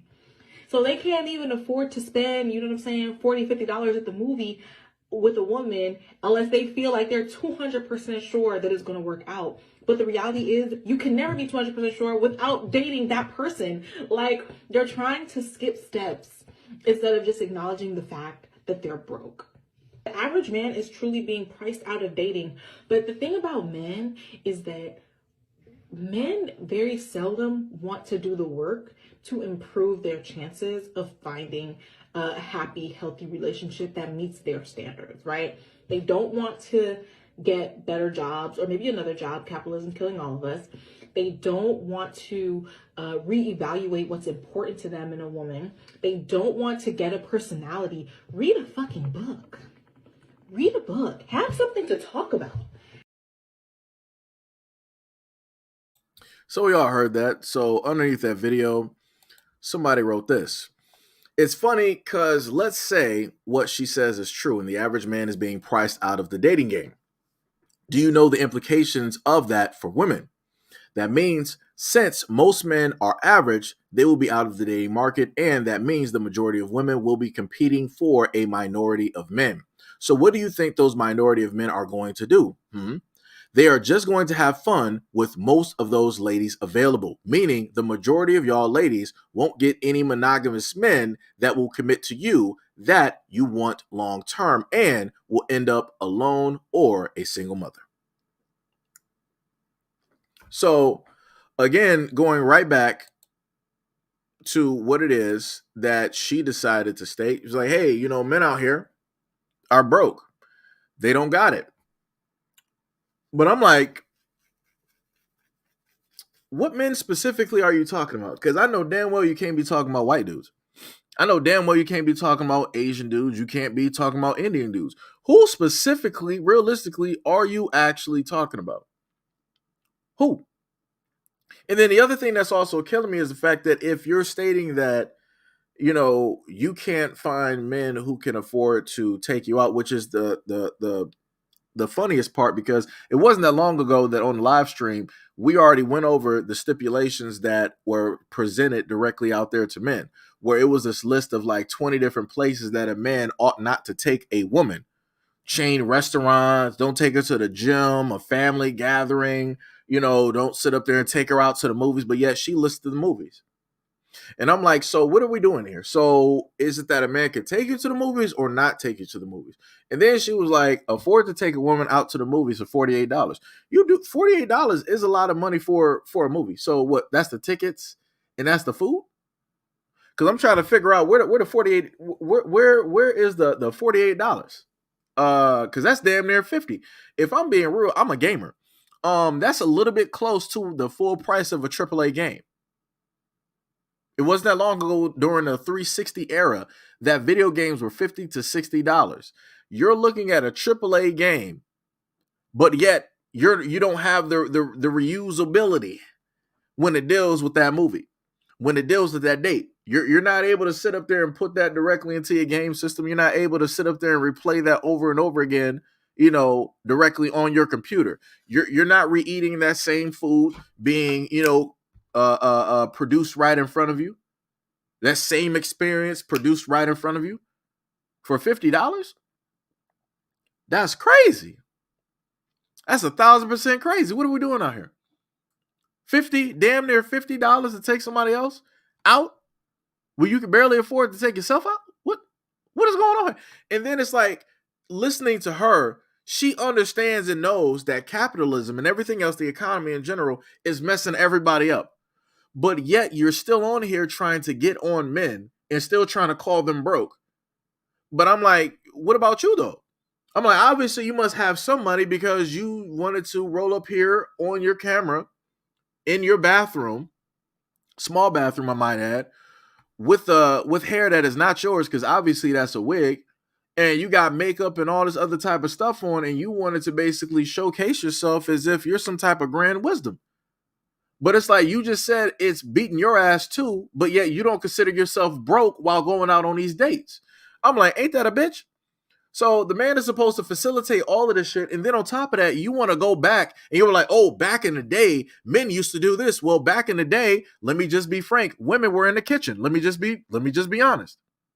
Back in the day, women were in the kitchen. Women minded the house. Women minded the children. But you want a lot of guys who are going to be the men of old, but yet you don't respect the men of old. But yet you require them, even though you're not the woman of yesteryear. How does that make sense? You want an old style type of dude, but yet you're not an old style type of woman. Like I said, her hair color, that's not what women back in the day was doing. Let me go back to let me pull this video back. Because the way that dress is sitting up there hanging is showing quite a bit. Let me see if I can freeze frame that. Trying to, because at a point in time in the video, it was a lot of cleavage. There was a lot of cleavage showing. Not at that part, but at some of the other parts. Whatever. Y'all might have saw it. Women back in the day wasn't sitting up there trying to show all that cleavage. And women back in the day wasn't out on it, because of course we didn't have cell phones and social media back then. Women weren't out on the streets, let's say like the corner or whatever, whatnot, talking to other women, bad mouthing men.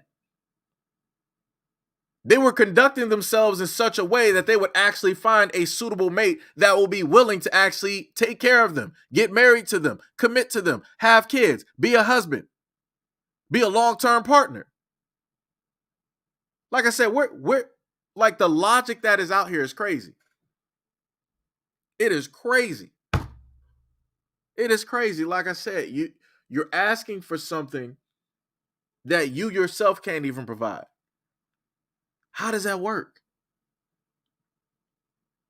Like, you think that you're in a sense owed this or you deserve this because you feel that you are a specific thing, when realistically you're not. You're lying to yourself.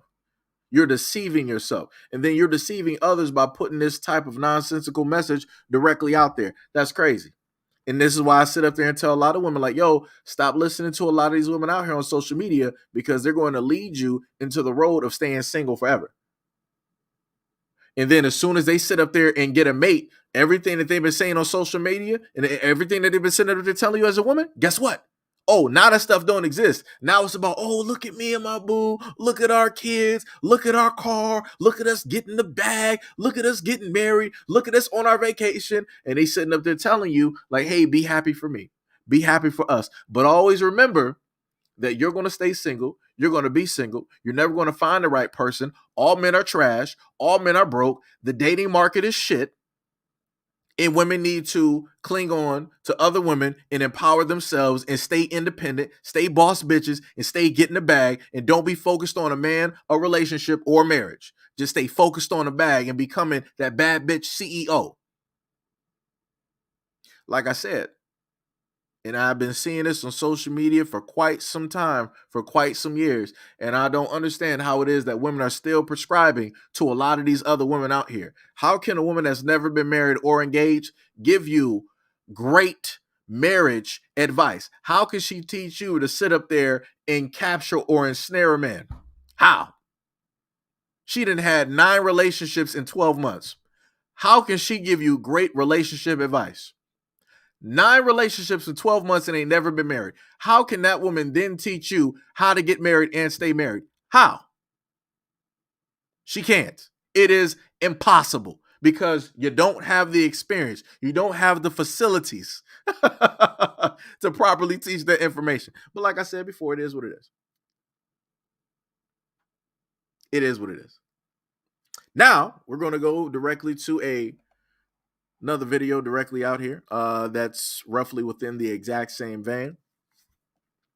So let's just take a listen. I don't lie to you, I'm terrified of becoming somebody's wife, mainly because I know that one of my new main priorities will be making sure that a grown man is fed multiple times a day, knowing that me, myself, personally, it's almost 9 p.m. and this is my first meal of the day, and I'm actually proud of myself. So the fact that I will be failing multiple times every single day, making sure that he's fed, and I'm fed, and making sure that she's not only fed, but she is fed and eating healthy, on top of everything else I'm supposed to do, I'm stressed already. And I just don't want to set anybody else up for this, because this is not my priority. And then if I become somebody's wife, so you see, I'm nervous. I'm not going to be good at this because I'm going to be focused on everything else. You're going to have to know how to cook, because I'm not going to do it unless you take everything else off my plate. I'll do that.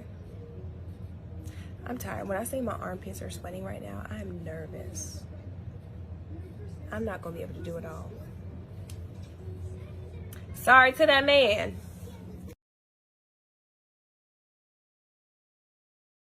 Now, we all heard that, right? She stated that there is no possible way that she could be in a potential real committed relationship with a guy because it's a lot to deal with, right? She barely, made herself a meal, and then she has to worry about a child, and then she has to worry about another man, another adult, and having to cook and clean directly for him when her plate is pretty much always full. But my main problem that I have with this situation and her complaining is the fact that you didn't think about that before you became a single mother. How are you complaining about any type of commitment or anything like that when you didn't even commit to yourself or your own goals or the things that you specifically wanted to do?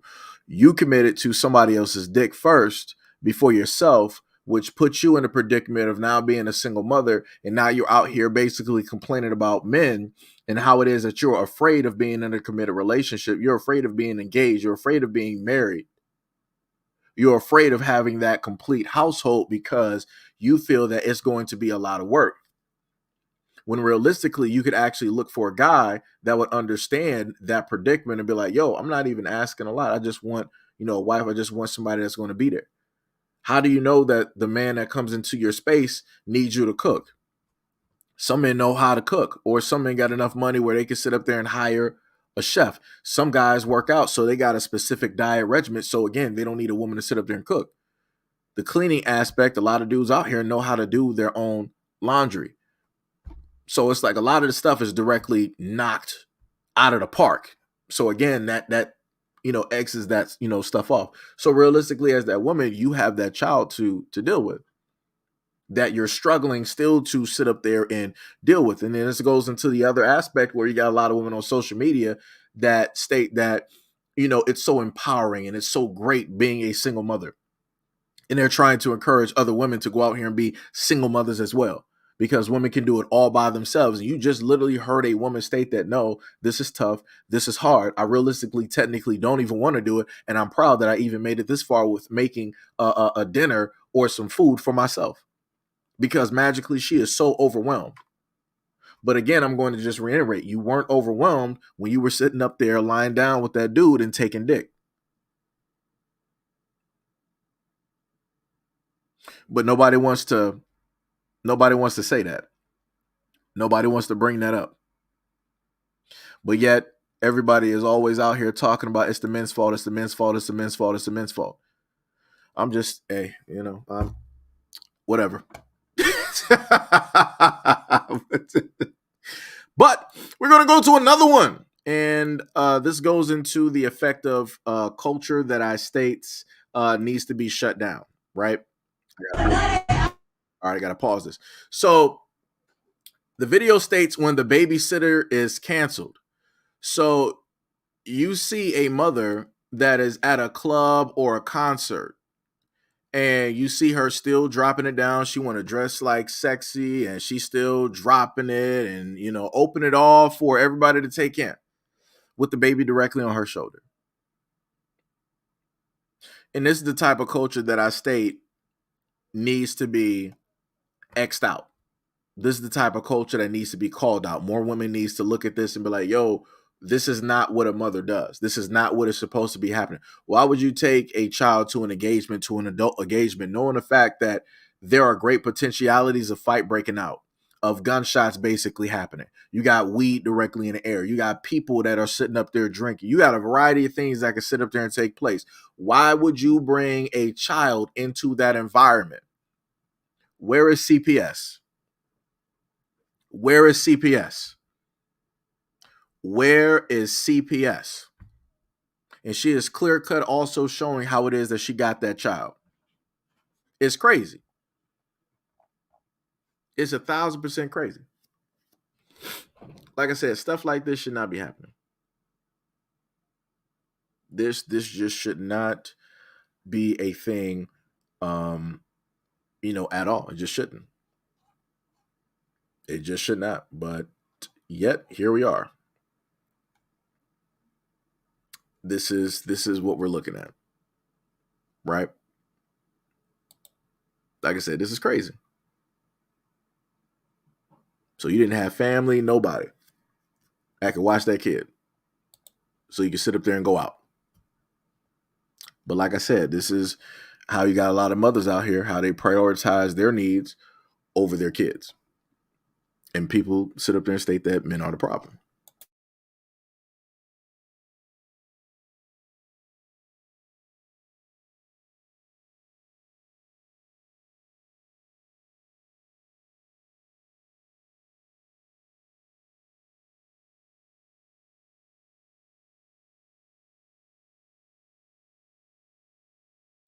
Give me a brief second.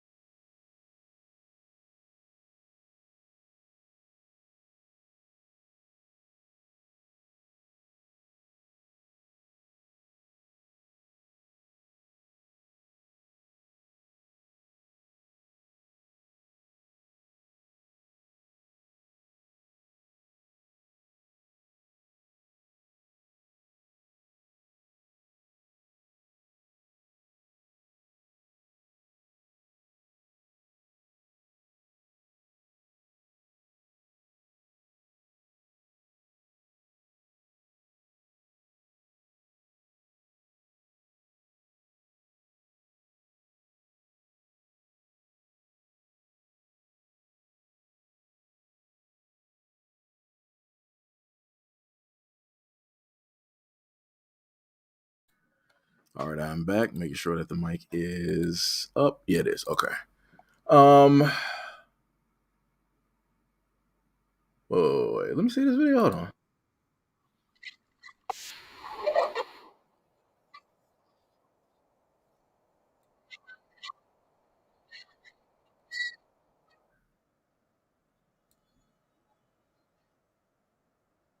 Nah, it looks crazy.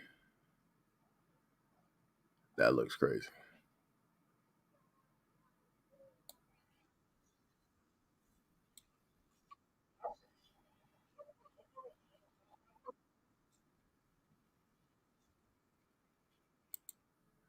All right. Yeah, I'm gonna have to grab that one. Because I'm pretty sure that y'all not even able to hear it. Man. Like I said before, whatever people, want to sit up there and do, that's whatever people want to sit up there and do. Whatever it is. Whatever. Everything is not for social media. Everything is not for social media. Let me just grab this real quick so I can show this to y'all. Let me just do this. And like I said, it's always certain types that put out messages like this for other people to gravitate towards. So let's just take a quick look directly and listen to this.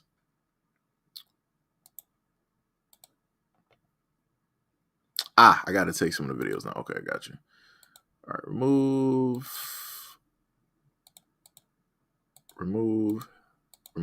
All right, so I'm gonna just do that again. Hit share.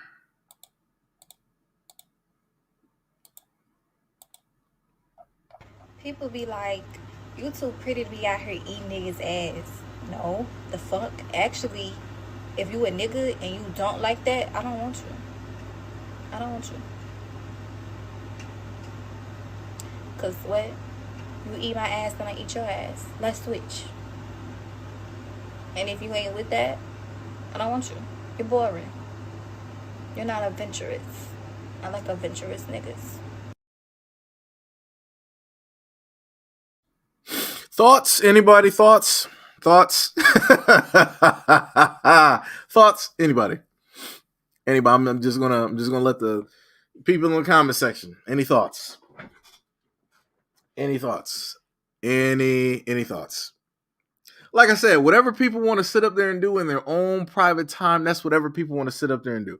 The moment in time that you put this stuff directly out there on social media, it's a problem. It's a problem. It is a problem. It is a problem. And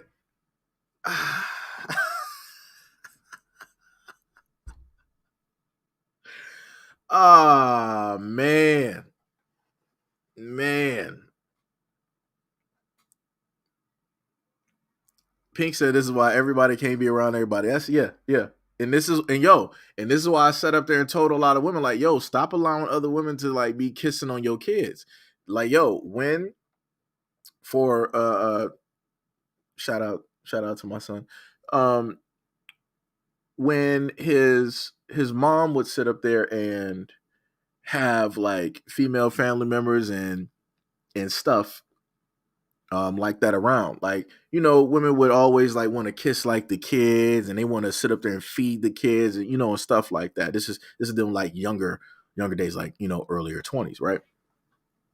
I'm sitting up there looking like I was taken back when I sat up there and saw like one of the female family members. I think it was like her cousin during the time. She had like some candy and then she sat up there and let him like taste the candy and whatnot. And I'm thinking to myself, I'm like, yo, where has your mouth been? I'm like, what have you specific? Like, that's where my mind goes all the time. Some people may say like, yo, why would you think like that? Like, why would you have it? Because you got to. Because it way after that, I started giving y'all stories. Like, this is like way further in the future, right? I started doing YouTube and I started giving y'all stories where you would have grown adults that would have like herpes and they ended up kissing like an uncle who had herpes or whatever. He had kissed a child on the side of his cheek and that child broke out and ended up having herpes. The child broke out. And that happened in the UK. So this is why I sit up there and state like, yo, women, and more so specifically for the women, because I see this 9 times out of 10 happen with women. Women, stop allowing female family members to sit up there and kiss your kids, because you don't know what these people be out here doing. Like I said, this woman be telling, she just told you what she be doing. Is she using mouthwash? Is she killing all the germs in her mouth? Is she brushing daily? Like, you gotta start now questioning people's hygiene naturally. How was her breath on an everyday basis? Like I said, she can look a certain type of way on the outside, but the inside be jacked. So like I said, the outside can look a certain type of way. It can look all made up or whatever. But how that breath smell? Just saying. Just saying. It's crazy out here. Stardust said that's how these children be capturing illnesses. They shouldn't have bars. Black said avoiding eye contact because she don't care about accountability. Looking. Lamiko said, and when she becomes 50 years old, she'll regret those internet/social media postings. Facts. If YouTube said this woman is a crossbreed of Sukihana and Sexy Red and twice as disgusting. Damn. Stardust said, agreeing brother Seji, a table of college students at a diner I work at asked if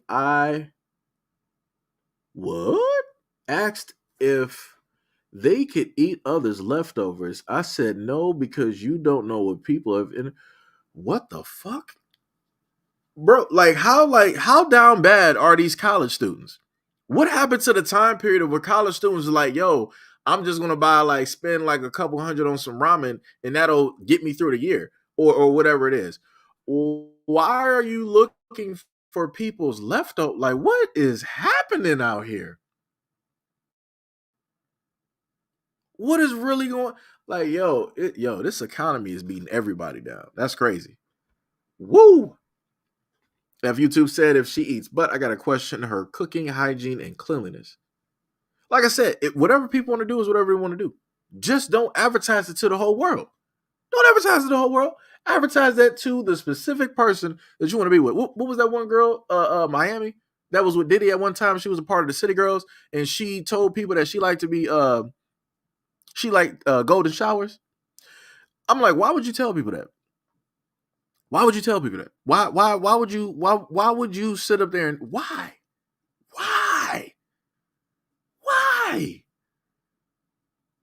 That's something that y'all two sit up there and why are you telling the whole world what it is that y'all do? Like I said, I ain't trying to sit up there and judge people. But it's like when you put your business out there, then it's like, yo, might have to start looking at you sideways right now. Because now all I can sit up there for Young Miami, now all I'm imagining is basically her being, used as a golden fountain. That's it. That's that every single time I see her face, that's all I'm seeing. Any dude that she goes with now, I automatically know what it is that they're into. Just like this girl here, she done put her business out there so much that any dude that is associated with her, everybody already knows what they into. Everybody already knows. Everybody knows. Now, I will sit up there and say this. I'll put this one thing directly in there. For some of the dudes that are out there that are hiding certain things and not specifically telling their significant other, she would specifically be a woman that would fit that criteria that would match up with a lot of those guys. So it would be no reason for them to hide in any type of secrecy or whatnot or whatever, living a double dangerous life. You could just very easily deal with a woman like this and you're completely fine and dandy. So again, I'm just putting that directly out there because we're dealing with, the safety issues of, the human body and what it is that people, decide to, sit up there and do, and people also being honest about certain things. If she's being honest directly about what it is that she likes to do, there's some men out here that should directly seek her out instead of trying to live a double life. That's all I'm saying. I'm just putting that directly out there. Just saying. Just saying.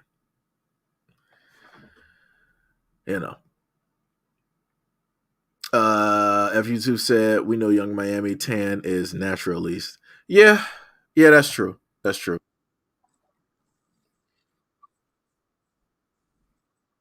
Oh, he did the procedure to be tall. I know what that is.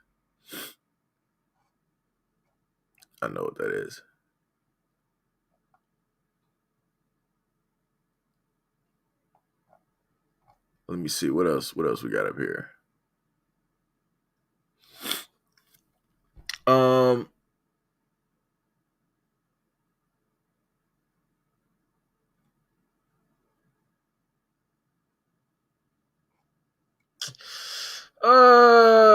do I want to?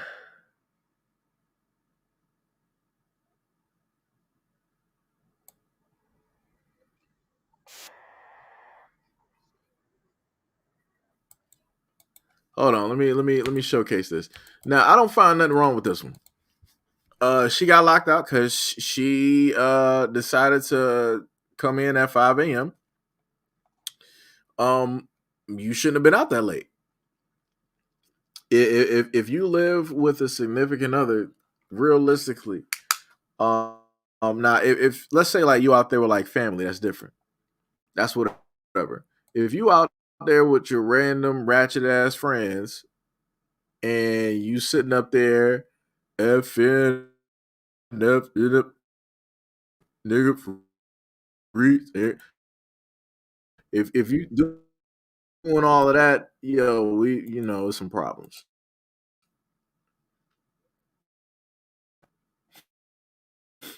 So let me get this real quick. Download it. Oh, it's taking that long to download? 3 minutes. Okay, there we go. I was about to say, like, yo, we smoking rocks out here. What's happening?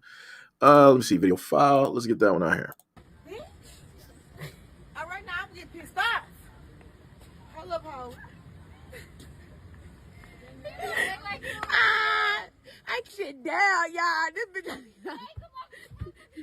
This bitch had to come in the house at 5 a.m. Her nigga said, look. So she's coming in the house as titled when your guy locks you out for coming in at 5 a.m. Yeah, you get locked out. Like, that's crazy. That's crazy. Like I said before, you got your girls out there laughing at you and thinking it's funny. It's not. When you actually got somebody that is about some type of rules and you don't want to follow those rules, this is what happens. This is what happens. Like, that's crazy to me. That is 100% crazy. And then I'm sitting up there also looking. It looked kind of like some work has been done. Like I said, I'm not sure. I'm not even going to sit up and say if I know for certain, but I'm just going to say for a lot of women out there, there's no need to get your bodies done.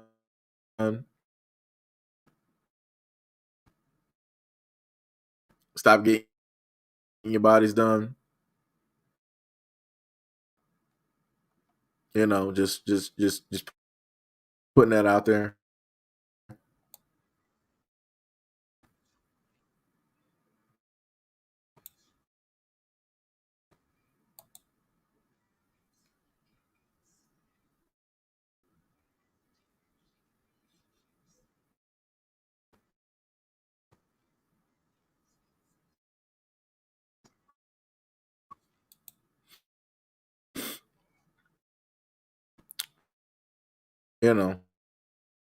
Just putting that out there.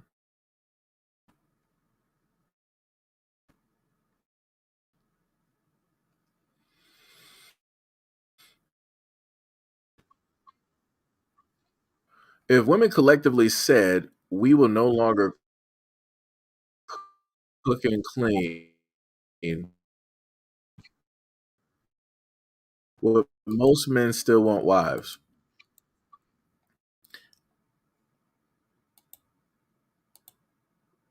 For the simple for me, bowling or wherever you are, the majority of the people that's in the kitchen is dudes.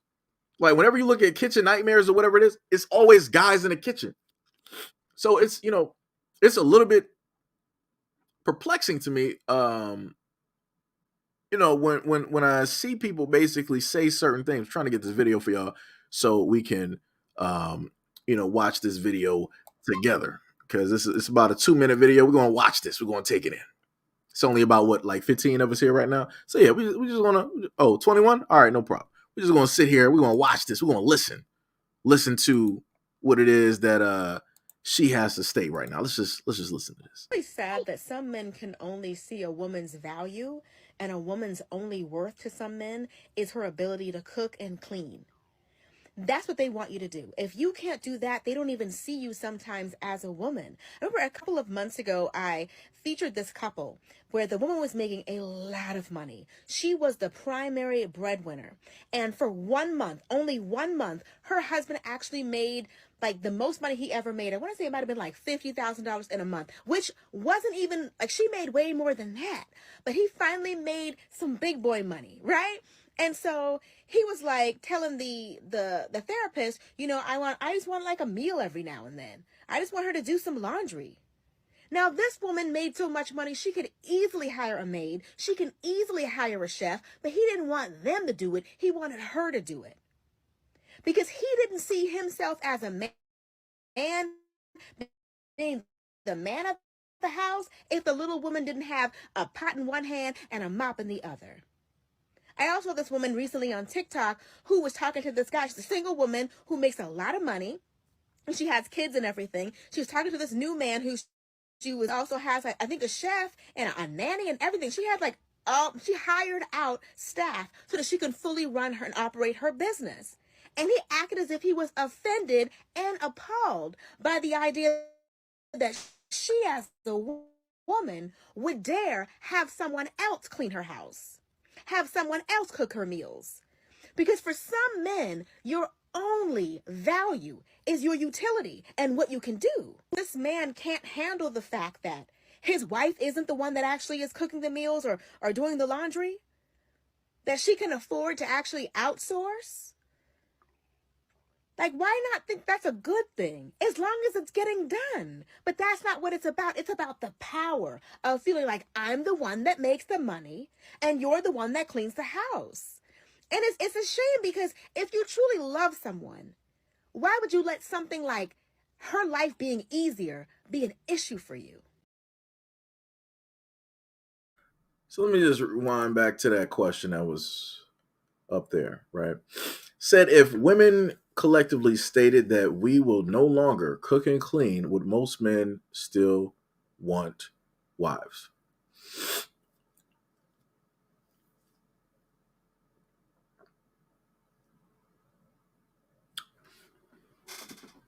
So you mean to tell me that that is the only desire that a guy basically has from his wife? That's the only thing out of all of the list of things that men have basically stated that could be listed for a companion for a wife.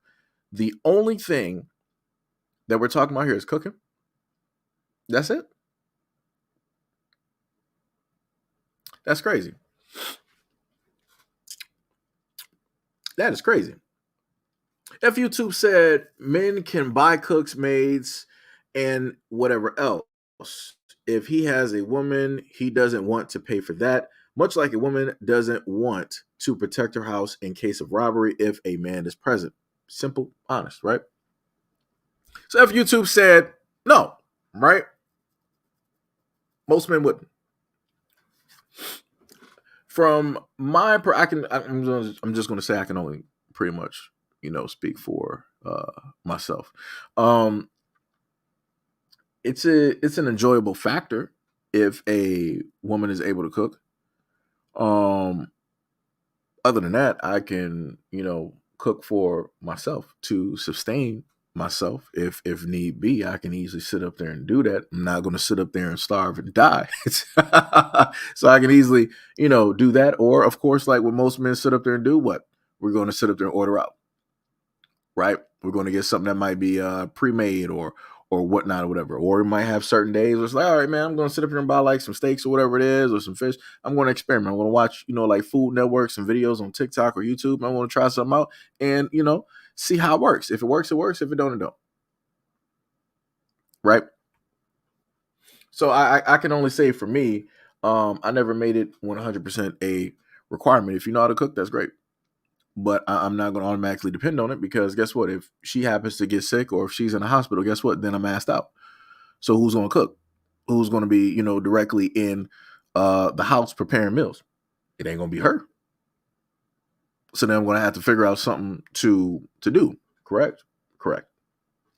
But Again, I try to go by the area of not having expectations like that, because the moment in time that you have expectations, and I'm talking about for anybody, the moment in time that you have, certain expectations of another person, you're setting yourself up for failure. Because 9 times out of 10, the expectations that you set on somebody else are not the expectations you would have of yourself. So if you expect somebody to be educated, are you yourself educated? No. If you are a person that expects your significant other to be in shape or to be healthy or to be working out, are you yourself in that exact same area? No. So it's, like I said before, it's a little bit weird when people have these type of expectations, and then when a person fails to meet those expectations, now they want to get on that person, but yet you should just get on yourself, because you shouldn't have had those expectations to begin with. So if a lot of guys out here automatically expect a woman to sit up here and cook, knowing the fact of the society that we are in at this moment in time, I'll put it like this. I grew up in a society where girls used to sit up there and actually like sew certain stuff in school. They knew how to sit up there and crochet, right? Some girls even knew how to actually make clothes. I'm talking about actually make clothes, talking about like getting certain parts of the clothes together and stitching them. Or they would sit up there and cut up their own clothes and put those back together in an arrangement or a way that suited them. That's the type of era that I grew up in. I can't speak for the era that's out here right now, because I can promise you that's not what I'm seeing. Right? Back, when I was growing up, girls didn't know how to cook, because they learned directly from their families. Don't matter if it was like a father, don't matter if it was an uncle. Like, I even knew some girls who knew how to barbecue, who knew how to grill. You don't have a lot of girls out here that even know how to even do that. Just being honest. And a lot of people go to barbecues. So it's a little bit bewildering to me that you got a lot of these girls out here that don't know nothing about grilling. And I'm like, how is that even possible when every single time you go to a barbecue, who's the one cooking? It's the guy always cooking. It's a guy in the family that's always barbecuing. You will barely out here see women out here at the barbecue grill, because usually that's what men do. Guys are usually at the barbecue. They sitting up there grilling. They got like some steaks up there. They might have, some fish. They got, the hot dogs and everything else directly up there, right? And they might be knocking back, a couple of beers, just sitting up there talking and laughing and whatnot. It may be a new grill. The guy just bought, might have cost about a good $2,000 or something. A brand new smokeless grill or something like that. And he's showing it off. He was like, hey, I want to show this off, so I'm going to cook for everybody. So we want to have like 10 people over, cooking. So, like I said, it's a little bit, I don't know. I do not know. Starter said, expect nothing and you shall not be disappointed. That's facts. Black said, I know kids who can make cereal better than this. Oh, yeah. Yeah, barbecuing and smoking meat, yeah. And it's like, yo, I feel like people who can barbecue and smoke meat, like, yo, that's a craft. It takes time to master. Right. There's a lot of trials that you have to go through. There's a lot of obstacles that you may face dealing with, like the temperature, how smoky or less smoky that it may get. You got the types of different wood chips, the amount of time that you may have to allow for certain types of wood versus others, because certain types of woods may be more smokier than others, and it may overpower the meat versus it actually, working with and combining and fusing with it. I feel like it's an art. Right? You got a lot of dudes out here who have mastered that art. So again, you got a lot of dudes out here that do know how to cook. So it's like I said, I don't know. YouTube said, I don't think expectations are bad. If I put my time into developing a skill, I do expect to become good at said skill. True, if I don't become that, I'm disappointed, but I don't remove expectations. I get what you're saying. I do get what you're saying. But I'll say this: expectations within limits. expectations within limits. Because if you look at society now, men have a lot of expectations in women. And when women don't live up to those certain expectations, maybe they don't act like a video vixen or an adult film star. Maybe they don't know how to like wash clothes. Maybe they don't know how to cook anything. Maybe they don't even clean, right? So you got a lot of dudes that have this type of expectation. Then when those women fail those expectations, men are in a sense, disappointed and mad. And then vice versa. You have a lot of women that have expectations. Oh, a guy has to be, 6'7". He got to be muscle bound so he can sit up there and pick me up and lift me whenever I want him to sit up there and pick me up and lift me. He has to be blessed in certain areas, right? Beyond what God normally gives men. He has to have 6-pack abs, and he has to be the richest man directly on the planet, richer than Mansa Musa. He got to be able to own his own country, and he has to have a yacht that's, sailing the waves of space through the solar winds. And he has to have a condominium on the blue side of the moon. Like,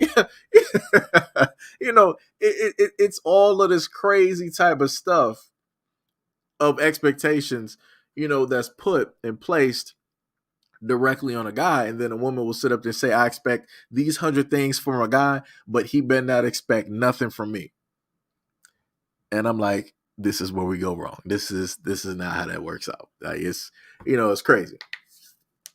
It's crazy, Started us talking about hickory and applewood. Yeah, good flavors. Also very good for cologne as well. Candor said, let's go back to the Bible. The man is supposed to protect, provide, and lead his family. The female is supposed to be the helpmate of the husband, raise the kids, and take care of the home. Well, you're living in a day and age where people are everywhere at this moment in time. So people are selecting their own routes to basically go. You see a lot of women basically saying that, hey, I'm going to disregard the Bible. I'm going to do whatever it is that I want to do, and it's going to work. If it don't work, then I'm going to find a man that is going to make the situation doable so that it will work.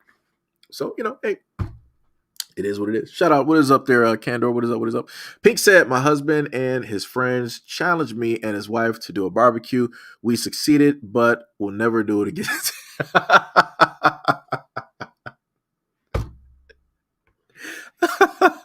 Why you don't want to do it again, though? Why don't you want to do it again? Like stuff like that. I feel like those are like challenges like that. I feel like those are pretty dope and cool challenges where you'll have the husbands versus the wives, and they're doing like their own cooking type of thing and whatnot. I think that's pretty cool. I think that's pretty dope. I think that is pretty dope. I feel like that should have been something that would have been on social media. I feel like that would have been dope. If YouTube said, there you go, Seji, realistic expectations with reasonable boundaries. Yeah, that's where I'm at. Like I said, because we've all come to a point in times in our life where we've had expectations of ourselves and we failed to meet those expectations, and then we're disappointed, right? But realistically, we are disappointed, but we're still looking for somebody else to blame, right? And that's the part of us that doesn't want to take that accountability and that acknowledgement that, hey, I failed myself. This is nobody else's fault. There's nobody else to blame but myself. But again, because we, a lot of us are at a point where we're not ready to deal with that type of failure, with the expectations that we set out for ourselves, and we miss the mark because we're not ready to acknowledge all of those things. This is why we still have a lot of people out here blaming other people or looking to, or somehow, some way to blame another person for our own faults. So, like I said, this is why, I just, when it deals with certain stuff, I happen to throw myself directly in there and list some of the things that I have done and how I've had certain, shortcomings and expectations or other types of things. And, trying to be as truthful as possible about, that, so that, other people can just so happen to learn from, what it is that I went through or may have done wrong or whatnot or whatever, because the whole goal is for other people to learn and to become better than you, and also so that people won't have to, face the exact same obstacles, because there's no reason for you to sit up there and go through and face the exact same thing if somebody already did it better than you before you, right? If I was down bad better than you, there's no reason for you to try to exceed that mark of being down bad worse. You get what I'm saying? So, that's just how, I look at it. Pink said people don't understand how much work goes into barbecue. Yeah, it is a lot of work. It is a lot of work. This is why barbecue ends out. It's so great. This is why around the world you have other countries starting to get into the whole thing of like barbecuing the way that we do it here in America. So, like I said, I love it. Barbecue is always great. It don't matter the time of year. It could be dead winter. Barbecue still hits. Still tastes great, smells great. At the moment that you decide to heat that back up from the refrigerator, that smell will proliferate into the room and it just like takes over a house. It smells great. You got some nice ribs with like some macaroni and whatnot. Great. Tastes great. Let me see. Don't I have another? I think I might have another video directly up here. F YouTube said barbecue is easy and enjoyable. Plus it tastes amazing when done correctly. Oh no, I already got you. I already knew. My brain was already trying to, fill in the words real quick. Let me see if I can get this other one here. I'm not even sure what this one is about because I didn't exactly hear it, but we're going to hear it and listen to it directly right now. So we're going to see what this woman has to state about whatever the conversation is about. So let's just go directly into this. Let's see what it is. Got to delete a video. Hold on. Remove. All right, there we go. And post. Somebody asked me, why you getting so dressed up just to go to the grocery store? Cause ain't no ring on my finger. I mean, you might meet your husband on aisle 5. You might need help reaching the bread and you gotta be cute. You gotta, oh, could you hand me that, sir? You might meet him while you're picking out basil. Like, I don't know. You just gotta be cute. Be presentable and be cute, okay?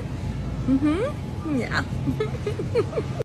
So it just occurred to me that a lot of people who make comments on that Hubby on Aisle 5 video don't necessarily go back to check my page to see that I did get engaged, okay? And he did put a ring on it, so you can stop asking now.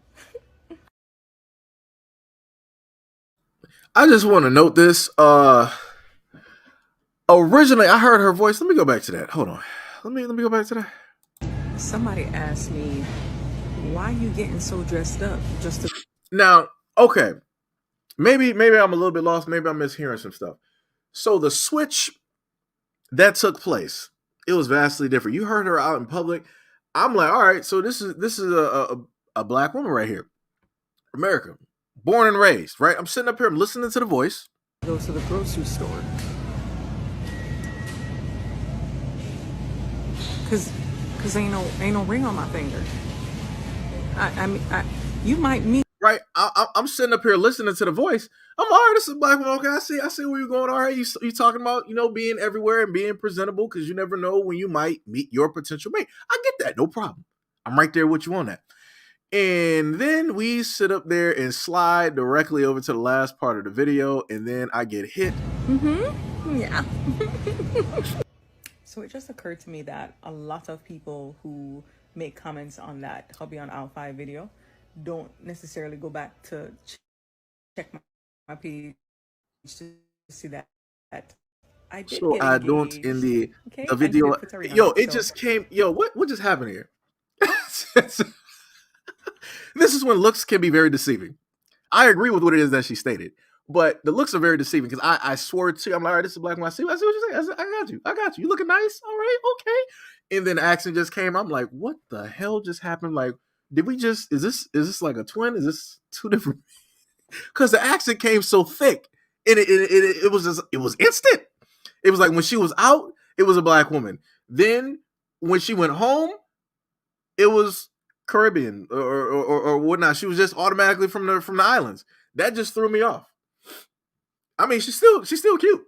Don't get me wrong, still cute. It just blew my mind. I'm like, that switch. That was crazy. Like I said, with women now, you don't know what you're gonna get, because people can swap back and forth between stuff so simple. It's crazy. That is wow.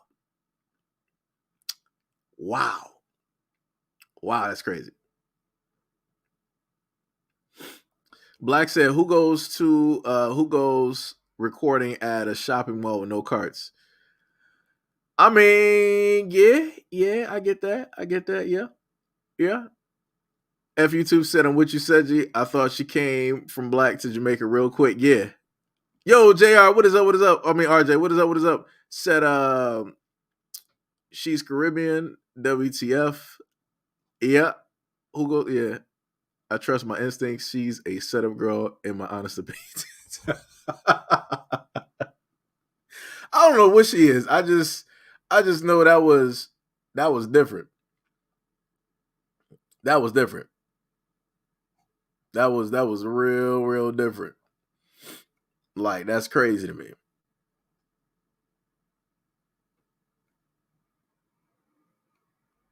What?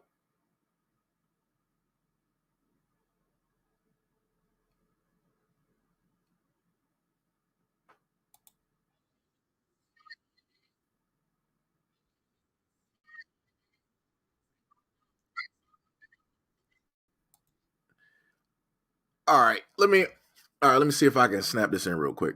So this is from Black TZ. We're gonna just like snap this in real quick. Black TZ on Twitter. Now I will say this, right? It ain't nothing wrong with women out here looking great, looking grand. It ain't nothing wrong. But I will sit up there and say this. If at a moment in time, because I'm gonna play it so that y'all can see. Let me see if I can make the screen a little bit bigger. Can I make that larger? No, I can't. If you happen to go outside, like I said, dress is cool. It's not really technically covering as much as it should be covering, and it's like, yo, don't save me for later. Like I said before, and that's a girl that got weight. No problem. That's cool. Everything is looking great. Again, the main thing that I sit up there and tell a lot of women, it's like, yo, there's nothing wrong with, having some more fabric. It shouldn't be at the point where you basically, bend and then, you might see some cheekage, stuff of that nature. It's like, what's happening? And then it's like, you want a dude out there in the club and whatnot to basically respect you, when every single time you start dancing and gyrating, you got to pull your dress back down. It's like, that's crazy. And like I said, this is some of the things that dudes have, in a sense, mentioned before. What do we say when our anxiety gets back? Right? And then you got the videos like this where you got the girls on TikTok in like the gyms and stuff. It's like, all right, you worked out and different stuff like that, but it's like, this is how you're sitting up here posing. It's like, it's a little bit crazy. And again, you expect dudes on social media to be under your comment section, send up her, oh yeah, she's marriage material, she's very, motherly, she is, very wife material. Like that is a woman that I would bring around my family automatically. And it's like, realistically, if we are looking directly at the clothing here, right? This is gym clothing that a lot of women tend to wear. And we are clearly seeing that it is just basically the hoodie, maybe a sports bra. Let me just go directly to the front. Yeah, pretty much no clothing. The most clothing that she has is the hoodie. So it's the sports bra, no bra, the hoodie, and then it's the little stretch setup that she got directly right there, and more than likely no real type of underwear. So not really any type of fabric at all, pretty much there to show off. Some people will sit up there and say, oh no, women wear that stuff because they need to work out, they need to stretch, they got to do. Men sit up there and work out in jogging pants and they do the same workouts, the same stretches, lifting 500 pounds, all this other. You're not going to sit up there and tell me that women need less clothing in order to do the same exercises and the same stretches that men be out here doing and that men have been doing. That's crazy to me. It's crazy to me. That is crazy. If YouTube said, dang, that supersized BBL. I don't know if it was, I'm not sure if you're talking about the first one or the second one. Everything looks pretty normal. Yeah, everything looks normal. Everything looks normal there. Previous woman here, everything looks like it fits. Cause I'm looking at the thigh ratio to everything here is looking like it fits. Because at one moment in time, I had dated somebody who was fairly short and they had a very large butt. That was before you had Brazilians. This was like early 20s. And she had a larger butt than a lot of other girls, than a lot of women that were older than her. So for me, when I'm sitting up here, I'm like, everything looks like it fits, like thigh butt ratio. It looks pretty much normal. It doesn't look out of whack. You know, she's not, looking like some type of like wisdom tooth or anything like that, which is what we would normally see. So there's that. F YouTube said, nah, I stand corrected. She just naturally juicy, but she's too exposed. Yeah, and that's what I'm saying. Like I said before, there's a lot of big girls out here and they are highly attractive. It's just the clothing choice. I'm like, yo, we could clearly see that you got everything of everything directly right there. It's like you don't need to show or try to show like other stuff. Like if you bend over, you should have enough fabric to basically cover. That's all I'm saying. This is why I remember in grade school, because again, I used to go to private school, they used to say that girls need to wear dresses that go all the way down. Okay, y'all can see the mouse. That girls need to wear dresses that go all the way down to the knees for that reason. So when you look at her dress here, if she bends over, or let's say if she wanted to bend over the reverse way, right? She wanted to bend over this way, frontwards, like that, right? All of this is shown. All of this right here is getting shown because ain't nothing blocking nothing. Ain't nothing blocking nothing except for, maybe some thighage. But other than that, you can still see the Bermuda Triangle still happening. The Bermuda Triangle is still directly right there. Somebody's going to get lost in that. That's all I'm saying. You can clearly still see it for exactly what it is. Let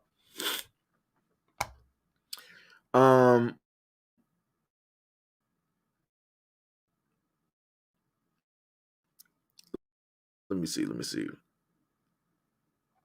I just said, I am not Jamaican at all. I refute those claims, accusations.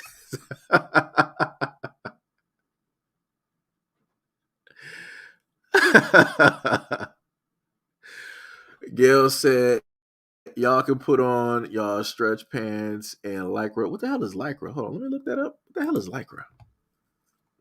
I don't even know what that is. I got to actually type it in. Lycra. What is that? Like workout gear? Let me see. If that's workout gear, I don't know. And obviously, this is not looking up what I wanted to look up. I don't know why it's not doing it.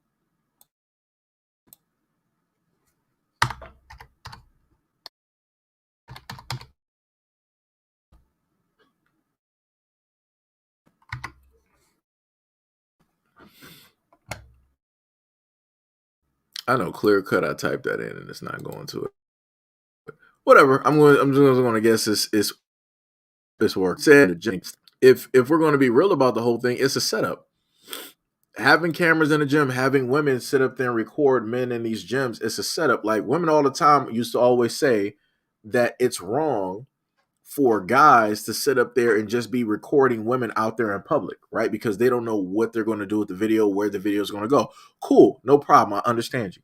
So why is it then okay for women to go to a public gym that 9 times out of 10 is full of men walking by, doing their reps, doing their sets, all this other type of stuff, and they're able to record these dudes all to go to Twitter or TikTok to sit up there and say, "Oh, look at how creepy these guys are. Look at how they're staring at me as I'm bending over conveniently in front of them as they're doing their workouts. Look at how they're eyeing and oogling my body in these nice shorts that I'm also sponsored by." Men are made to be predators online, which is crazy to me.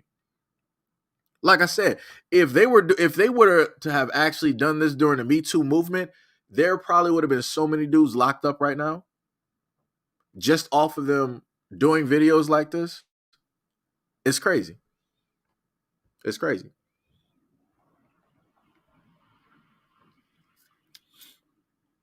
It is crazy.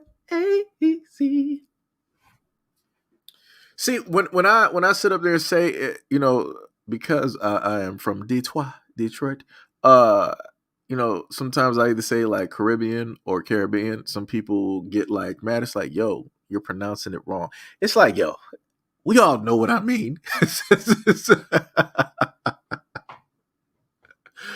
RJ said he knows I'm of Caribbean and foundational Black American descent, but I am not Jamaican. The man said it is accusations. DC Precise, yo, what is up? Said, Seji, did they have the ruler rule at your school? Their skirts had to be 4 inches or less from the ground. Yeah, I remember that. Was it Miss Robinson? I think it was Miss Robinson. Okay. So when I was in private school, right? Miss Robinson, she was an elder. She was a Black woman who was the principal of the school at the time. She would come through and she could automatically in a split second eye the classroom and know if a girl's skirt was not at the length that it was supposed to be. And what the girls would do during the time is, because they were trying to seem cute and show a little bit more than normal, they would hike up their skirts. So they would have the normal skirt length, and they would have the elastic band, or maybe they might have a safety pin directly, you know, in the skirt to basically hold it to the normal natural length. They would roll it up 1, 2, maybe 3 times to get the skirt up just a little bit to show a little bit of thigh. And then on top of that, they would undo their shirt just enough so that they could sit up there and tie it to show a little bit of back along with their belly button. And best believe they got in trouble. Best believe they got in trouble. Some of them girls, they was like, oh, you wanted to raise your skirt? They got hit with that ruler.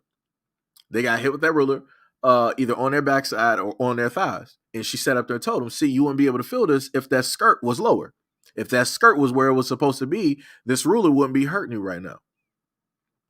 But like I said, a lot of girls want to sit up there and try to be cute and try to do all of this other type of stuff that they don't need to be doing, because the other thing, like I said, I get and I understand what it is that, you know, some women out here state where it's like, oh, people trying to control how we dress and all this other type of stuff. It's not even just that. It's the fact that you got other dudes out here, not the guys who are the age of these girls in these schools. You got grown ass men that's looking at these girls. And then on top of given the fact that you got some of these girls who now look like they got the bodies of women who are in their 20s or in their 30s.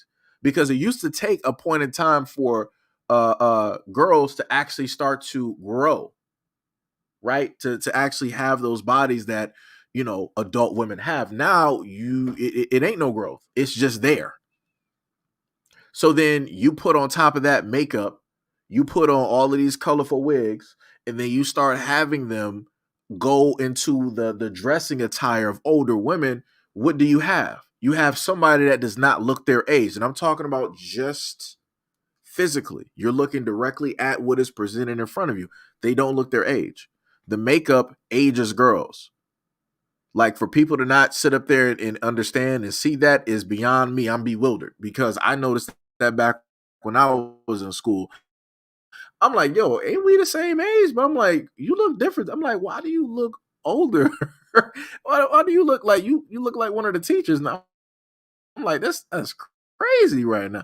And like I said, it was makeup. And then on top of that, you give those same girls who are doing the same wigs as older women, you give them the makeup, you give them the eyelashes, right? You give them the body shape, and then you give them the clothes. What do you have in front of you? But then people will turn around and sit up there and state, well, maybe y'all should sit up there and teach men to stop looking at little girls. If you're not looking, if you're not actually vocally speaking to a person, you see what appears to be a woman walking down the street, everything is reading off as this is a grown woman. You're looking at the clothes, right? You're looking at the provocative attire. You're looking at what is being shown. You're looking at how the person is basically walking. You're looking at the presentation. You're not going to automatically tell me that a dude is supposed to decipher off of 2 seconds of looking at, yo, that's a high schooler. How? Like, that don't even make, like, that's crazy to me. And again, like I said, I'm just going directly off of presentation. And I'm going back off of when I was in high school. I'm going back off of when I was in middle school. So I know if this is, especially when it deals with online, when you got filters and all these other types of things out here, oh, it's over. And then I don't even want to throw in the whole aspect of AI. Because you got some girls out here that are smart enough to sit up there and know how to use AI. And AI, you can sit up there and age anything. So we're now going to be in a whole culture where, you know, back when I was younger, girls used to have like the fake IDs, right? Now that's going to excel because now you got AI doing everything. So now that whole fake ID stuff is going to be way worse. And especially with the technology that you can use to basically print a lot of these things off real quick. Oh, it's over. It is so over. And some of them can maybe have like an ID or something from a whole nother country. And a lot of the dudes at the doors, they don't know what those IDs look like because they're not from those countries. So they can't decipher if that's a fake ID or not. If it looks official, it's official. And it's like, oh, okay, it says this age. You're from Dominican Republic, you're from England, the UK, or whatever. It's over. They in there. So I don't know. Like I said, it's a lot of stuff directly out here that I don't think people are really, accounting for. That's all I'm saying. Let me see. This man RJ down there giving some history right there. See, this is why I sit up there and say that y'all should like actually have like some social media platforms because you never know the information that you're giving out, how that might impact somebody else. Because you might, have somebody else that might be, connected to the same thing that you're talking about.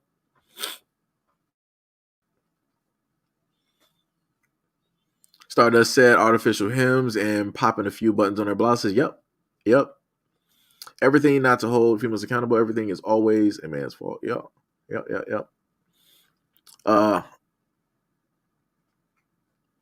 RJ said, if it's not after 8 p.m., I don't approach women. I understand that one. I mean, that is a way to sit up there and try to get through a lot of stuff. But then we also got to remember that a lot of these young girls, they don't be having real parents to, sit up there and actually monitor what it is that they're doing. They be having like sleepovers, going over friends' houses and all this other type of stuff. And then they be out at night. They might be out at like 3 p.m. I'm like, if you're like 18 or whatever, and you're a girl, like, what are you doing out at 3? Now I'll say this. When I was younger in high school, me and my guys, we would be out up until about like 5 or 6. But so we would do something like this, right? We would go out. We would first be over whoever's house. We might be playing like the 360. What was it during that time? I say, yeah. So we'll probably be playing like because the Elite was out during that time. So we'll probably be playing like the Xbox 360, right? Playing like Halo 3 or whatever was out during that time. Some Call of Duty, split screen, type of deal. And then we'll probably roll into like some Smash Brothers type of thing. Then it's like, okay, well, it's about like maybe like 10, 11, maybe close to 12. All right, we want to sit up there and go out to the Butterfly. During that time, the Butterfly was an arcade / bar, and it also had like mini golf and stuff like that. So if anybody went to high school during the time, everybody would go out to the Butterfly because that's just a place to, sit up there and be. A lot of guys would be there, watching other people play video games and stuff like that. And people would be, talking and all this other type of stuff. For me, I felt like it was a cool environment. It was pretty dope. And, stuff like that. I mean, fights and stuff did break out because, of course, people are stupid. And then after that, we would then go out to IHOP. We would never do Denny's. We would go directly to, IHOP. So we would be there for, a few hours, after the Butterfly, or maybe after the Butterfly, we might have went for some late night bowling. Depending on where you go, they might have late night bowling up until 2 or 3 p.m., right? So then after that 2 or 3 p.m., of course, you're sitting there, you having, maybe like some Coke, Pepsi, whatever it is, some wings and whatnot. Y'all just acting like goofy and all that other type of stuff. So then 3 o'clock rolls around, you sitting up there, driving, everybody just sitting up there talking, listening to music. So then probably about like 4 or 5 p.m. basically roll around, you sit up there and hit up like IHOP, right? So maybe you might be there for like 1, maybe like 2 hours, and y'all just sitting up there talking. And then some other friends, they were like, yo, hey, we up, at IHOP at such and such and whatever it is. And then they, pull up down there too. And now you're there for an extra 30 minutes because, you wait for people to get there and everybody's talking. IHOP is normally open 24 hours or whatever it is. And then, it's probably about like 5 or 6, and then everybody's, getting dropped off at home. So for me, not being a drinker or a smoker or anything like that, or going to parties, that would be some type of a normal event that would happen with me and my friends, right? So no, nothing in there involved drugs, nothing in there involved alcohol. Everybody was playing video games, having fun. We're going bowling, or maybe it might have also been laser tag or something like that as well. People just basically spending time, just sitting up there like talking, going over, high school or other times, and just laughing about stuff, right? That's it. I can't tell you what a lot of these girls would be out there doing at 2 or 3. It would not be the same things that guys are out there doing. I can tell you that. Especially it wouldn't be the same thing that me and my friends were out there doing, because a lot of young girls ain't out here playing video games. The main one that got a video game system is more than likely their boyfriend that they sitting up there seeing. So it wouldn't be that. So like I said, it's I don't know what to tell people. I don't know. Don't know what to tell people. If you don't know, now you know. If you don't know, now you know. Somebody said IHOP biscuits. Have I ever had IHOP biscuits? I've had the pancakes from IHOP. I normally like that. Pancakes from IHOP is pretty good. Buttermilk pancakes, good maple syrup. That's normally what I go for. That is normally what I go for. It's just like the hotcakes at McDonald's, which I would always sit up there and get. That's normally what I would go for. I don't think I ever had the biscuits. If I ever happen to go to an IHOP, because you mentioned it, I'll make sure to try that. I might, order maybe like some biscuits and gravy or something like that. Black said, if you're a teen outside at 3, there is no father in her house. Yeah. Stardust said, quote, I'm sleeping over at Jenny's. Lo and behold, she's at her much older boyfriend's place getting banged out. Yeah. Black says she most likely is home. I mean, she is for the streets. Damn. Gil said you can't find Lycra. No, it's like, because I got so many windows open, because normally when I do these things, there's, windows and stuff open, and sometimes the browser ain't working as it's supposed to. So, but yeah, Lycra now, it showed up. Yes, okay, so you talking about like the stuff that the guys on like the bikes sit up there and wear. Okay, I see what you're talking about, yeah. Like, I'm used to that stuff, like, because we would normally wear that stuff underneath like basketball shorts. I'm trying to figure out, why is she posing on the beach in Lycra like that? Like, that's a pose from like the night. This is what happens when other cultures start getting on to like. I need people to stop. I need people to stop. Oh man, that just looked bad. Mr. Power Tool says, Shalom, Seji, my warrior brother. What is up? Much love, respect, and appreciation. Stardust said, does anyone remember LAN parties? I do.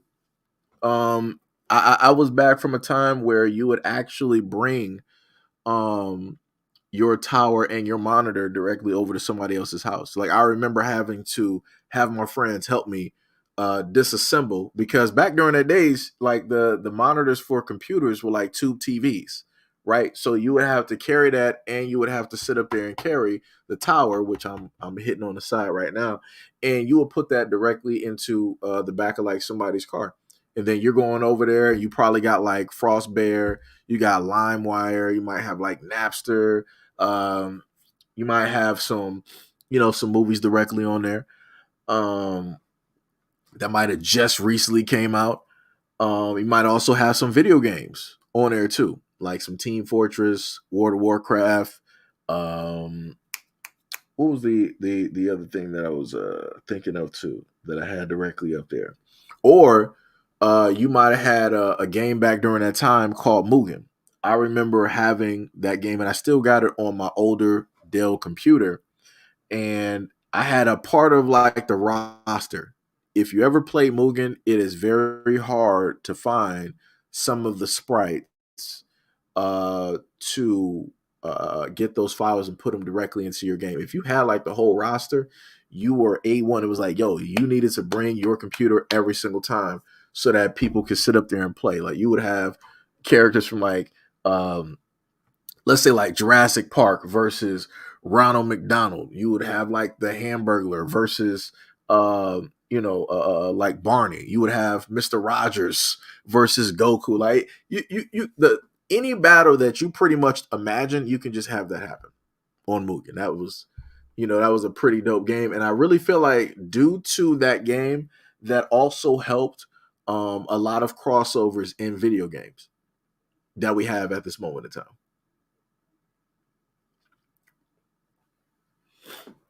DSB said, I'm back on this account now. Okay.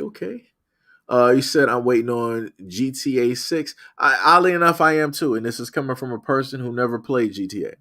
I've never played any Grand Theft Auto 1 through 5. I never played it. I was always a dude who played Driver. And I saw this GTA. I'm like, this might be, graphically speaking, this looks pretty nice. I'm like, this is probably going to be something. I got to be there. I have to be there. Also, due to the effect of Activision banning me from Call of Duty. So I'm like, hey, free time for some other games that's not going to take up any of my time. So I'm going to do that. And then, speaking of which, Call of Duty is looking pretty bad now because the SSBM is getting ousted.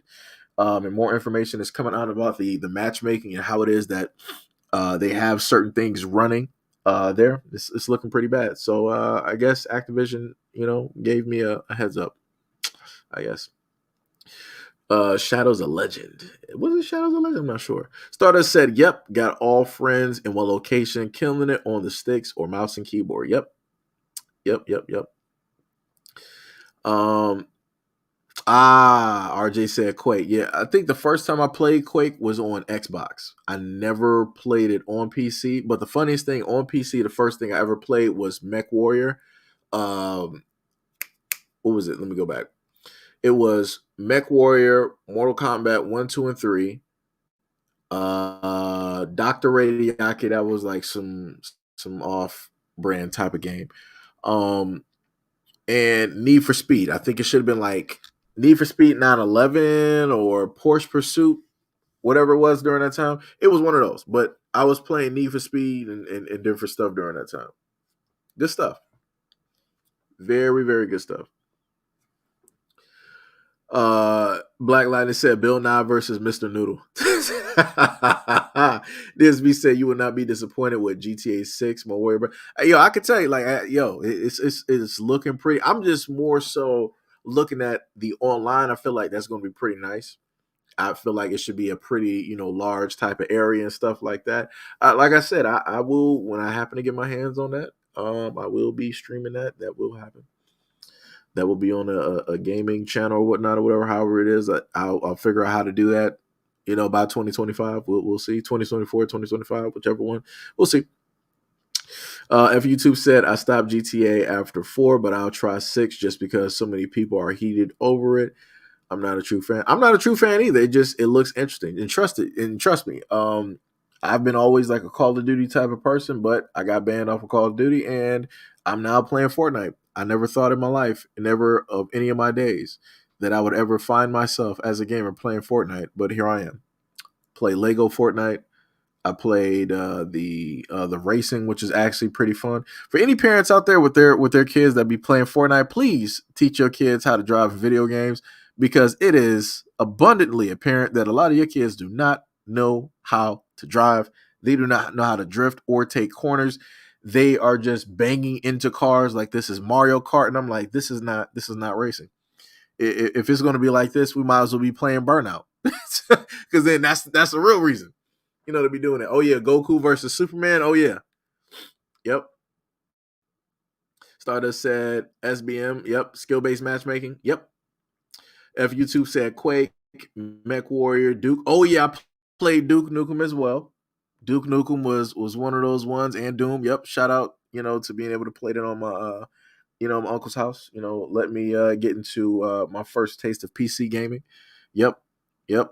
Yes, indeed. Fun times. I don't think I got a chance to play Heretic though, but a lot of the other games I think I even played Serious Sam as well. Black said the haters in the Ron DeSantis states is upset about the trailer. Yo, the funniest thing is anybody who's mad about who lives in Florida and they're mad about GTA 6, you're only mad because it's showcasing you what Florida has always been, and that is Florida. Florida is just a matchup of everything and some of the stuff that just should not exist. But I'm like, it's Florida. It's its own universe. And that's what GTA 6 is basically showing you in that trailer. Like, that is literally Florida. Nobody's going to tell me no different. Like, you literally got an alligator walking into a convenience store. Where else in the United States can you find video of some shit like that happening? That's not happening in Detroit. That's not happening in Cali. That's not happening in Texas. That is only happening in Florida. Like, it's crazy. It is crazy. DSB said GTA San Andreas was pretty good, though. Yeah, it looked good. It looked good. RJ says Sukihana and Sexy Red will be in the game. I wouldn't be too shocked. I would. Even though Sexy Red is from a different state, though. I think, isn't she from like Memphis or something like that? I forgot. She's from somewhere else. But I wouldn't be too shocked. And maybe even Kodak Black. Well, if Kodak Black gets himself out of trouble and stays out of being locked up, yeah, and stop doing all of those drugs, slowly becoming an addict, yeah, he'll probably be up in there. Like I said, that'll be the greatest thing for him to sit up there and do. Try to get a collaboration with GTA. You don't have to worry about nothing. You can just come out with your music on GTA and literally have people buying the music in GTA. You might as well do that. Like I said, and I'm listing this because I'm trying to put people on to how a lot of the systems of old are going to start to fade out. Like the way that a lot of artists used to put out their music, they're going to start putting out their music through video games now. Like, yo, Keynote, you're going to have a lot of these video game corporations. They're going to have like their actual music parts, and they're probably going to be actually better than a lot of these entertainment industries when they deal with the music. Like I said, used to have 360 deals and all this other type of nonsense where you're getting eaten alive and everybody else is eating you. Like, it's crazy.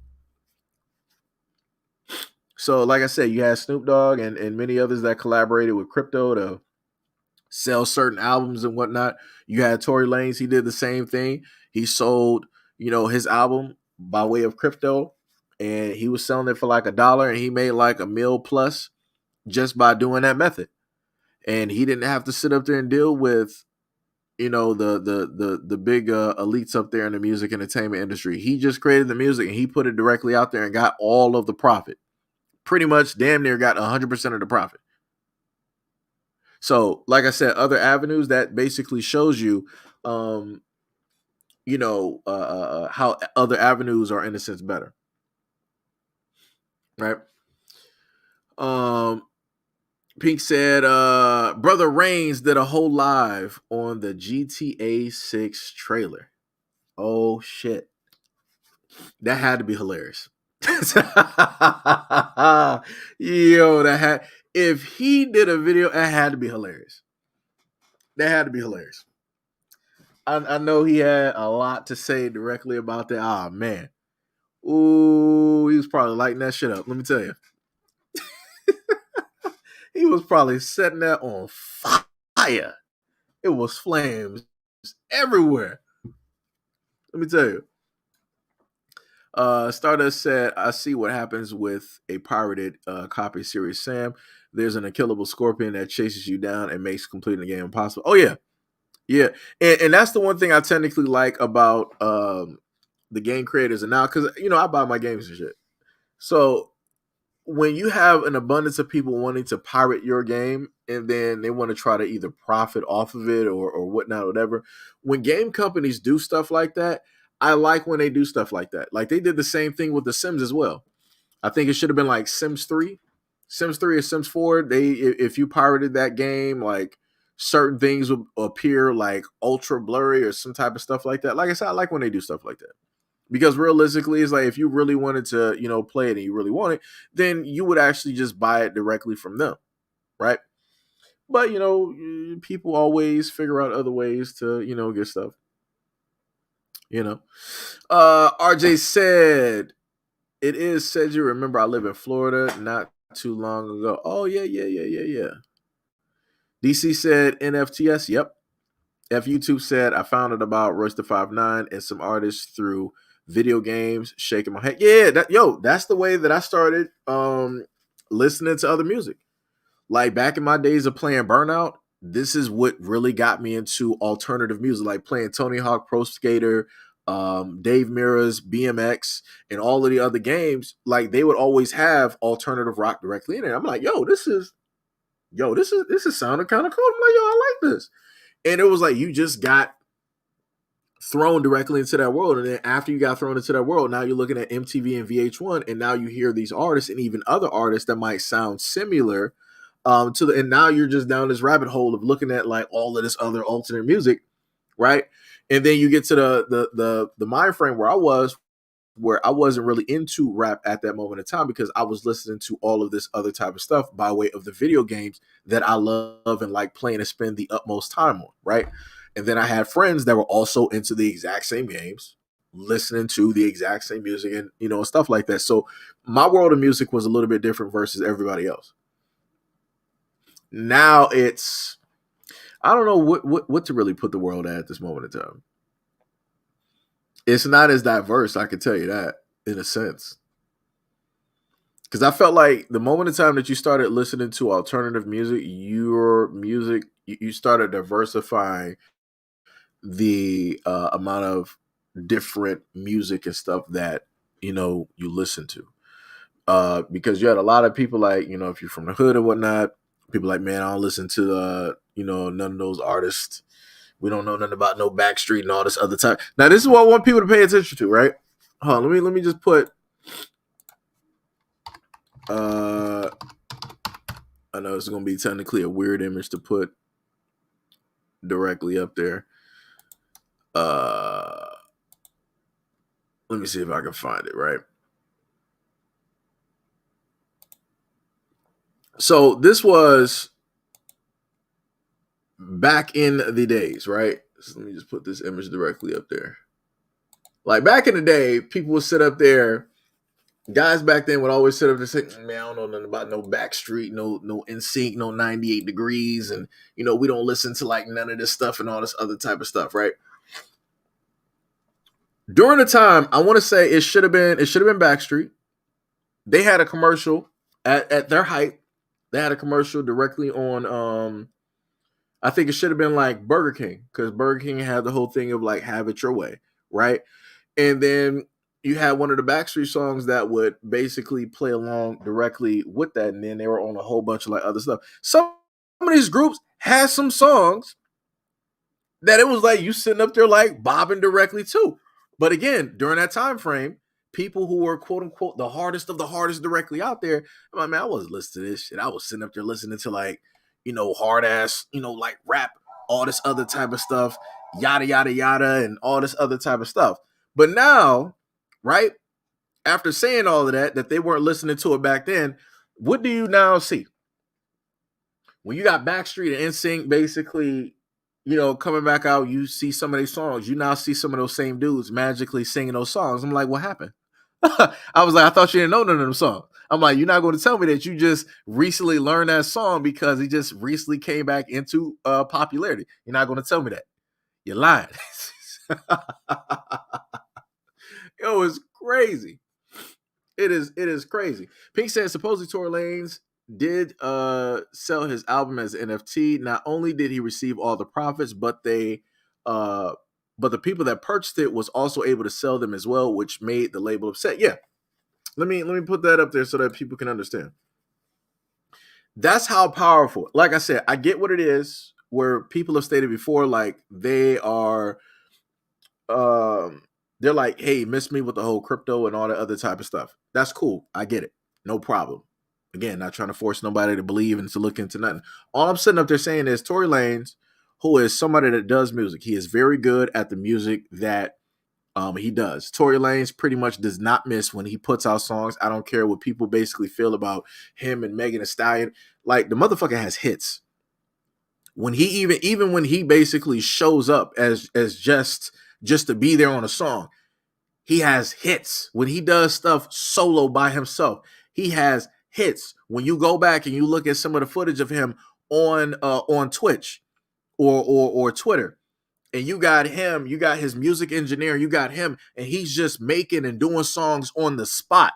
He got hits. Even when it's like it's not really coming together, it's like, yo, the way that the rhythm and the way that he's like moving with I'm like, yo, that's hot, even though it's not really what it is that he wants it to be. So you literally got somebody that is there with the music, and they came through and saw another avenue of which they can basically benefit and get all of the money, instead of, having, like, let's say somebody like a YouTube, somebody like a Twitter or an IG or a TikTok or whatever it is, basically taking up, the money, or music execs taking a cut of the money. He was like, yo, I need to figure out a way to sit up there and pretty much get 100% of the profits. I made this. I pretty much own this. This is me. This is mine. I want all of this coming to me, instead of, 75 to 85% going to the music execs in a company, and they didn't really do no work. They didn't come up with the words. This ain't they engineer. This ain't they studio. This ain't they voice. This ain't they name. I want to figure out a way to sit up there and make something that is mine. And he did that. And then not only did he do that, he also enabled other people to also use and also sell those songs after they already bought it. That's power. So not only did he get something for himself, he also enabled other people to be able to do the exact same shit. So again, this is something that corporations do not want people to be able to do. Corporations want to be the only ones that's able to make the money. They don't want other people to be able to make the money. Like I said, going back to the previous video that I showed you with Taraji, right? Taraji, she is up there. Viola Davis, she is up there. They can have all of the awards and everything like that, but yet they're still going to try to offer them not even close to $500,000. And these are Black women actors that we've seen them in movies for decades. But they can't get nothing. So then you got the same thing in music. You got a lot of these artists that are geniuses. They're good at dancing. They're good at singing. They're good at writing. They're good at everything. But yet they're not getting 100% of that money that everybody is paying.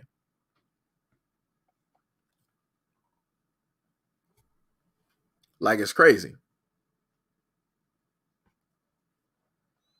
It's crazy. DSB said Terrain went in on the haters of GTA. He was grilling the asses out there. Let me tell you. He is grilling. When you sit up there and get that dude a topic, and it's especially like something that he is like like interested in, and he is like locked in, and he is there, it's over. It is over. Oh my God. It is. Oh man. Oh my goodness. Oh my goodness. Oh man. He said, Brother Reigns be locked in with Tariq. That is dope. That is dope. RJ says Septum Ring Theory. Wait, Septum Ring Theory. Which one were we talking about there? Let me see. Disby said I listen to a lot of jazz music and some rap music depending on artists. Yeah. Disby said if I listen to rap, it's got to be old school. Bars. I get that. Stardust said agreed. I used to piss a lot of our own off because I like bands like The Devil Wears Prada, Killswitch. I remember Killswitch. Killswitch was in Burnout as well. Engage, Cradle of Filth. Hell, I even like death metal. I see you out here in these streets. I see you. Black said, many upset because the release date in 2025, but in reality, we should be upset at the dumbass leaker because if anything, Rockstar would have released the trailer in 2024. Yeah, they probably would have. But I feel, the funniest thing is I feel like because certain things transpired, it did put more pressure on Rockstar to make sure to polish this game, to make sure that the game is going to be what it is supposed to be. So technically, it's a good and a bad thing at the same time. So, but it also gave more publicity for Rockstar, and you got more people that are amped. Like when that trailer basically popped, a lot of people like were losing their minds. Like, oh shit, it's actually happening. The game exists, right? So you got a whole bunch of people basically amped about this game that might not have been that amped. And then you got a whole bunch of people that did not know anything about GTA 6. Now everybody's looking forward to it. I think the trailer now has like 1 billion views. Like that game is going to make a killing. That game is going to make a killing. Like I thought before, I was like, yo, Fortnite be making money. No, GTA is about to be killing. GTA is going to be killing. Then on top of that, GTA has such a broad name and it's been here for generations. GTA could also enlist artists like, yo, we want to have like the top 50 like rap artists to do one-off type of songs that ain't never been before done only for GTA. Do you know what that would sit up there and do? And then that's not even to speak on the fact if Rockstar were to even do some crypto type stuff where they monetize that type of stuff in game, where it was like, okay, you can buy this song from this specific artist, or we'll have these in packs, because it's going to be monetization in GTA. Like there's so many ways that they can cut this and make a crap ton of money. It's ridiculous. And then not even just that. Let me just put it to the whole other side. GTA 6 could do something different from any other video game, and they could have K-pop. They could just have a K-pop radio station. They can have a K-pop section directly in GTA, and you will see an influx of a whole nother generation of people just coming to GTA because K-pop is there. Like I said, GTA will be killing a lot of games out here. And this is coming from a person that does not follow GTA, that has never bought or had a GTA game, but I can notice and see the potential in a lot of games. GTA has that potential. It's going to make billions. It's not even an if situation. It's just when. It's going to make billions. Black Lightning said many upset because okay. DSB said Backstreet made some good songs. Everybody rock your body. Now Backstreet's are yeah. Yep. I Want It That Way Backstreet song. Yep. Stardust said Job for a Cowboy and etc. Post-hardcore bands like The Monster I've Met, Attack, As I Lay Dying. So many good bands, so many great artists, and not just in hip-hop. Yep. I didn't even know the band Seven Dust lead vocalist is a brother named LaJohn Witherspoon. Wow. F YouTube said, true, no corporations want the power removed. They want to decide who swims and who sinks. Septum Ring Theory equals if a female has one, she is a bedwench. I got you.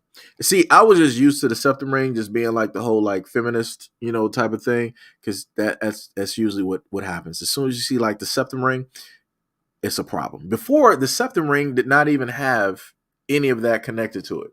It was just something that people did because it dealt with like some emo, rock type shit, right? Now it's a whole different meaning. Like I said, this is what happens when it deals with social media. And just magically, everybody who appears with a septum ring starts talking the exact same way. It's crazy. You can't make this up. Black said, and we got no playthrough for GTA 6, and the trailer already has billions of views. Yep. You don't even have a demo of the game and already got billions of views. Young said it has a female protagonist. Yep. Black said the trailer already looked good enough for release, but that reflects on how good it's been in 2 years. True. FU2 said billions of views. Dang, my homie told me about it, and I saw it before it was at 5 million. Yeah, like, yo, people flocked. Like, I watched that trailer quite a few times. It didn't help add to those billion, that billion plus of views, but I watched it quite a few times. Like, I was there during like I said, I'm a gamer for life, and I be on all of these game awards and looking at all of these trailers and stuff. Like I said, I be all over games. Trust me. That's why y'all see me like every now and again. I might play something on stream or show y'all something and whatnot. I'll be there. I'll be there. Black said, I haven't been that hype since Sora joined Smash Brothers Ultimate. Ooh, taking it back. DC Precise said that's definitely a way to onboard a ton of people into the metaverse. It will be crazy. Yeah, like, yo, Travis Scott had a concert in Fortnite. It was some young white artist. He had a concert. Like I said, when you start throwing this stuff directly online and people can like buy tickets or play the game in order to get these, like, yo, that's the start. That's the start into making it something big. And you're going to have like the metaverse and all of these virtual, type of things. They're going to start to implement this just off the bat. They'll have like streaming contracts to a specific artist, or maybe they might have a streaming contract with certain people who produce movies, and they will produce a movie specifically for, that game. Like I said, people don't understand the Pandora's box that is right here, that is cracked, directly open. People don't even understand it, but people will see it the moment in time. Like I'm trying to tell people, I get what people say about virtual reality and these headsets and all this other type of stuff and dangers. What I'm trying to tell people is that this is going to go beyond what it is that you see it. Let me see if I can go to an image. Let me go to it. Let me see. VR. So at this moment in time, we got these bad boys right here, right? I'm not sure if anybody's seen the brand new. This is why I like doing live streams, because I start flying from topic to topic. So dealing with the virtual reality stuff, right? This is Ray-Ban at this moment in time. Ray-Ban has these glasses out at this moment, right? You can clearly see on the side it's Ray-Ban. You see like the two cameras directly on there. You can listen. I think you can also listen to music and talk and answer calls. You can do a lot of stuff directly with those glasses. And I think you can also do augmented or virtual reality or whatnot or whatever. But this is the tech. And people think that it's just going to be like a headset or it's just going to be glasses. Yo, we have nanotechnology. They're going to put this into contacts. You're going to have certain phones that are going to implement this. Pokemon Go was technically one of those things that implemented a type of reality tech directly in there. Everybody's going around trying to capture Pokemon and having Pokemon battles in live space and stuff like they were already throwing this directly out there. Now it's going to be implemented. Give it about a good like 10, 15 years. It's going to be standard when it deals with a lot of these phones, like whatever the iPhone 25, whatever it is, the next Samsung Universal, whatever they're going to sit up there and call it. Like whatever phones that you like, they're going to have this stuff implemented, and especially Apple. That's going to be how they're going to tout the next version of their Pro way in the future. Is going to have that VR augmented reality, type of thing already in there. So, again, Metaverse or whatnot, they're taking a huge loss at this moment in time because they're trying to be first in doing something. Because they're like, all right, we're going to take hundreds of millions of dollars of a loss. It's going to be a laughing stock at this moment in time, but people aren't going to be laughing when the future comes. And I'm going to put this back to Jeff Bezos. Back in the 90s, Jeff Bezos was working in an office space, working on Amazon, right? And he was losing money out the ass every single day. And now we see where Jeff Bezos is and how much Amazon is $1 trillion company. And then what does that make Jeff Bezos? How much money does Jeff Bezos basically have? So like I said before, people got to pay attention to the signs, the patterns. People got to pay attention to the charts. It's already been done previously. Jeff Bezos basically proved that. Everybody laughed at Jeff Bezos. That thing, you can look at interviews of him when he was talking about Amazon and people were making fun of him. And then you don't see nobody laughing now. Everybody, want to be a Jeff Bezos. Everybody wanted to, be next to that man. So Mark Zuckerberg is probably going to have the same thing and go through the exact same what's the name Jeff Bezos went through. You're going to take a loss up front, but you're going to see what's going to happen in the future. And what happens in the future is what everybody is going to try to copy. Because remember, when Facebook first came out, Facebook was pretty much the only thing. They killed off MySpace and it was just Facebook. And then if anybody created a website, they made sure to try to create it or mock it after Facebook. Because that's what's popular. That's what people wanted to attach to. That's what people wanted to connect to. Right? So, hey.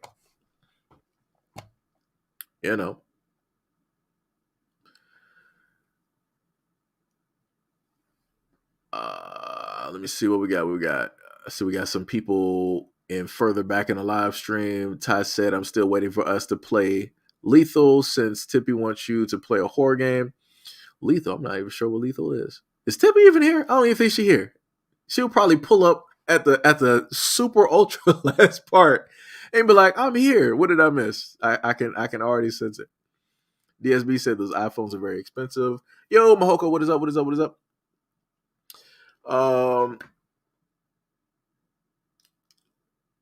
Ashar L. You know what? I swear, I think at one point I might have had your name correct before, and I feel like I'm very much butchering your name.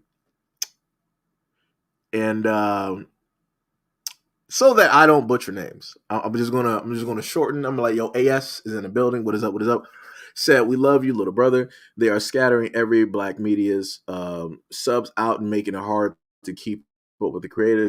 The children of Satan play too much. Facts. These are bars, straight bars. But like I said, we got people directly out here that have made it, and they're able to stabilize and keep everything basically going. You can look at Sister Lisa directly up there. You can look at Brother Reigns directly up there. You can look at Phil and many others directly up there that are at a certain point where it's like they don't really have to worry about it. Because when they put out a video, it's going to go directly to, who it needs to go directly to. So, it's working out, in some instances. So, it is a fight, but, it is working out. If YouTube said, I don't trust those glasses, the government will be listening and watching everything straight from your face.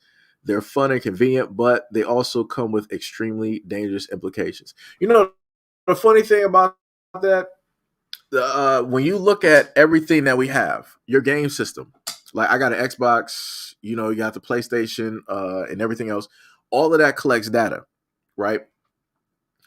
On my phone, that still collects data because, use Google or many other browsers. And then many other websites also collect data, including your location, and you got to okay and accept all of these different things and whatnot, whatever. On top of the fact that whenever we update our phones, it does the same thing. The same thing with our tablets.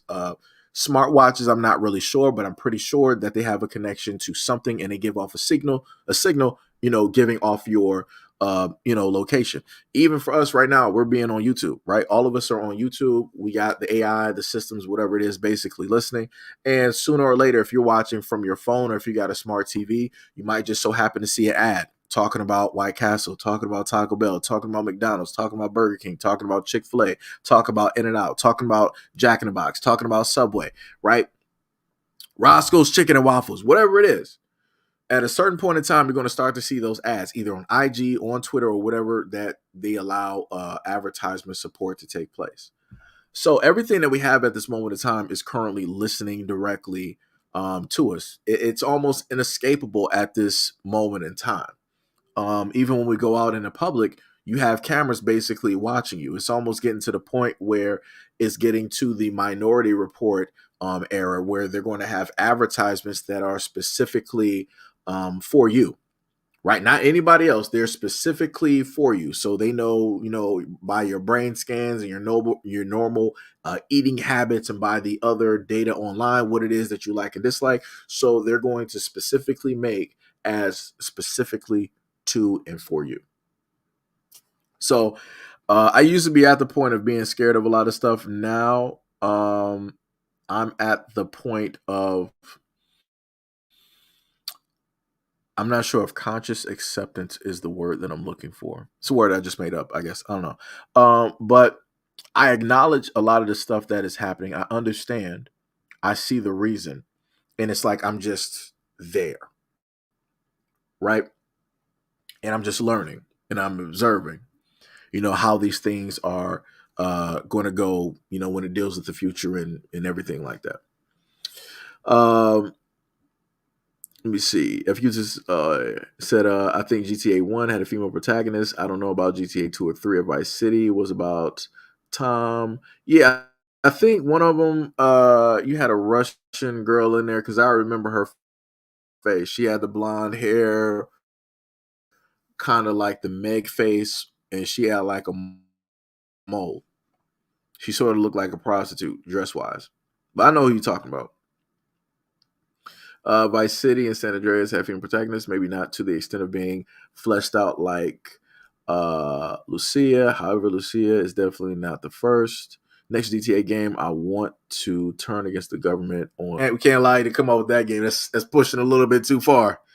You'll probably have every government banning that game. Because remember, at one point in time, GTA, 4 Vice City, one of those were banned in countries. And then they realized that after people were selling those versions of the game for like almost $1,000, they were like, yeah, let's unban this. This is about stupid. So you had a game that was like $40 being sold for hundreds, if not thousands of dollars, because countries were like, yeah, we're banning this game. I'm like, y'all some stupid fools.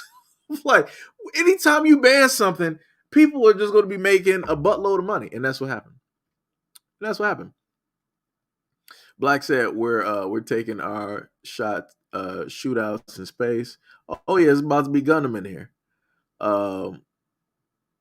Azrael. Okay, I got you, Azrael. Okay, I got you. I gotta put that into my mind. I gotta just make sure that I see that every single time. Even though it's like in my mind, I'm thinking like Azrael because I'm thinking like Batman, and I'm thinking about that fight that Batman and him had and how he was able to defeat Bane with like no problem. So it's like, it's getting there. RJ said iPhone uses Samsung's OLED screens. That's crazy. DSB said I'm playing Madden 24 right now and listening. I got you. Black says sounds like a transference misguidance. Is that the word I was looking for? Maybe that might have been a word I was looking for. F2 said my concern for them is with greater technology and capabilities come greater forms of control and even bigger problems. I definitely know we're already watched by all the tech, right. And the closeness as well as the capabilities is the worry/concerns I have with them. This is the thing that I'll sit up there and tell you. The funny thing about this technology is going to be the criminal implications. How you have all of this technology, got these glasses and everything, and you're going to have people committing crimes while wearing this tech. Like, this is like we can have the most ingenious technology out here and still have people that are the utmost stupid. And I promise you, the moment in time that these Ray-Bans and stuff like this, it's like generalized to the public where it's cheap to basically have, you're going to have a lot of people doing a lot of dumb things. So just like how at this time, in this timeline right now, we got a lot of people going on social media showing off crimes and stuff. Let about 10 years, 5 to 10, 15 years pass. Every single day, week, month, whatever it is, you're going to have somebody showcasing on whatever the next TikTok, whatever the next YouTube, whatever the next large social media platform is. You're going to have people going on there uploading their crimes, uploading themselves, doing the utmost stupidest things. And the police are going to be able to find them so quickly because they're going to be able to triangulate everything from both the glasses and connect it directly to your cell phone and then to your social media and be like, we know exactly who it is. We're at your door. Sir, can you come outside? This is law enforcement. We need to have a talk with you. It's like, that's what it's going to be. That's what it is going to be. It's going to make the job of law enforcement so easy. So easy, in fact, that now it's like, well, we don't need actual people. We're just going to have robots that can do 100 different things at once that humans can't even do. So you're going to start to see less and less police, and you're going to see more and more robotic cops directly out there, and people are just going to get caught. You're not going to be able to out strong arm a robot cop, an AI cop, whatever it is. There is no arguing with an AI judge. It's going to be what it's going to be. The computer does not care about your emotions, doesn't care about your feelings, doesn't care about your concerns. Whatever is said that you did is what you did. And if you don't like it, they're going to show you 9 different screens of you committing these crimes. You're not going to be able to refute that. There is no lawyer on this planet that's going to sit up there and say that, Judge, you're wrong. You're not fighting that. You're just going to have to hold that out. So, like I said, people better have fun with the society that we have at this moment in time and better remember what it's like to be in this type of society, because it is going to be way different in the future. Way different. Starter said, you ban it, it makes it that much more desirable. Facts. Azario said, don't sweat it, King.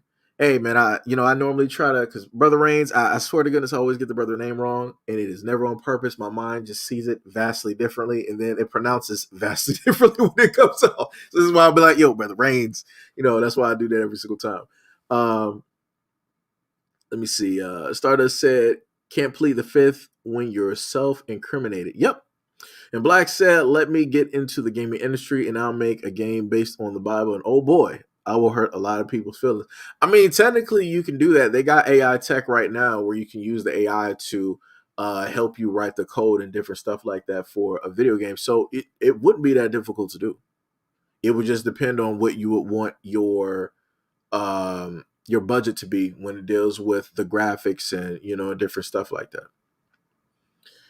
And what was it? Azario said, they are mixed stupid as hell. That's facts. That is straight bars. Straight bars. 100%.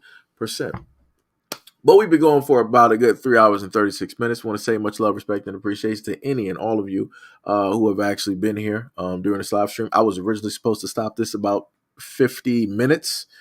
During the very first part, I was only supposed to go for an hour, but we're here at 3 hours and 36 minutes. Like I said, this is why I love having interaction in the live, in a sense, commentary directly, from you guys on both channels as well. Much love, respect, and appreciation. I appreciate you guys a lot, especially for coming through on a Friday. You could have been anywhere else, but you decided to be here with me during this live stream, going over quite a few. I'm not even sure how many videos or topics we went directly over. I know that we flew over quite a few things that weren't even initially a part of the live stream, but we got there. Somehow, some way, we ended up getting there. And like I said, I enjoy being able to do this and have these interactions with people. Pretty soon, what's going to inevitably happen is that I'll probably start just having you guys pull up to the live stream, and we'll give some live commentary on some videos and some topics, and stuff like that. I think I used to sort of do that at one point, and then that just got kind of simmered down. So I'll probably start bringing that directly back up, and I'll more than likely start also live streaming some stuff content on other platforms as well, such as Twitter, because on Twitter I can obviously show a lot of other stuff that I can't show on IG, can't show on TikTok, can't show on YouTube, and that way people can get the whole glimpse of everything that took place. I will do my best in refraining from putting up ultra graphic type of stuff. But again, I'll start, posting and doing some stuff directly up there. I just got to get a little bit more things, set up, and then I'll start, doing that directly on Twitter. So, hopefully some of you guys, if you might have me on Twitter, be on the lookout for that as well. I also will, if I can decide to remember, to put up some posts and different things like that to notify people like, hey, we're going to try out some live streams directly on Twitter. Might be a variety of things. Might be anything from real topics to going over, trailers of movies or whatever it is, listening to some music, or also dealing with gaming and, stuff like that. Like I said, got to, venture out there, try some new stuff, see what, people like, see what people think. So, hopefully you guys will, be there for that, and hopefully it will do its job to, entertain, hopefully lead to, different, questions and, different things like that. And overall, hopefully it'll lead to, other people like, branching out and getting to know, other people in the community, as I've seen happen in the live streams as well, people sharing information and stuff of that nature. We've had people directly to the Discord to finish up conversations from the live stream directly over there, and share information to help other people out. So much love, respect, and appreciation to those people and everything like that. Black said, make sure you eat. Yeah, I will. I will. I got to figure out something. Well, yeah, I'll figure out something. But again, because I don't have my phone or anything like that, only much love, respect, and appreciation to any and everybody that donated specifically to the platform, and by way of Patreon, PayPal, or if you are a part of the patron as well. Much love, respect, and appreciation to you guys. Thank you for sticking it out with me for the 4 plus, I'll say 4+ years, 5, that I have been doing this. Thank you for, your faith, your thought, and for, just being there. Because like I said, this is still trying to, get some stuff, happening. So we're gonna see what's going to, take place, and hope for the best for 2024. So Black said, and stop abusing other players on Pokemon Unite with your OP Gardevoir. Yo, I just want to state, I haven't been on Pokemon Unite in a little bit of time, so just saying. And I've gotten beat as well. I've faced some deficits, directly in there. It's tough sometimes. It happens. But Gardevoir, that is, my character. Let me tell you. Let's go Gardevoir. I got to figure out somebody else to use as well. Like I said, at a certain point in time, you'll see me streaming some games somewhere, either on Kick or Twitch. There's another game I'm trying to get directly into that I would actually love to stream and show off. So hopefully if I get a chance to actually get in there before the beta time is done, I will show off that game, no matter how bad I may be. If not, then, there's always hope for Tekken 8. So we'll see what happens. But, much love, respect, and appreciation. Love you guys a lot. Hopefully you guys will have a great start to your weekend. Go spend time with yourselves, your family, get your feng shui directly in order. Go have some, good eats. Go see a nice movie. And enjoy your weekend. So peace out.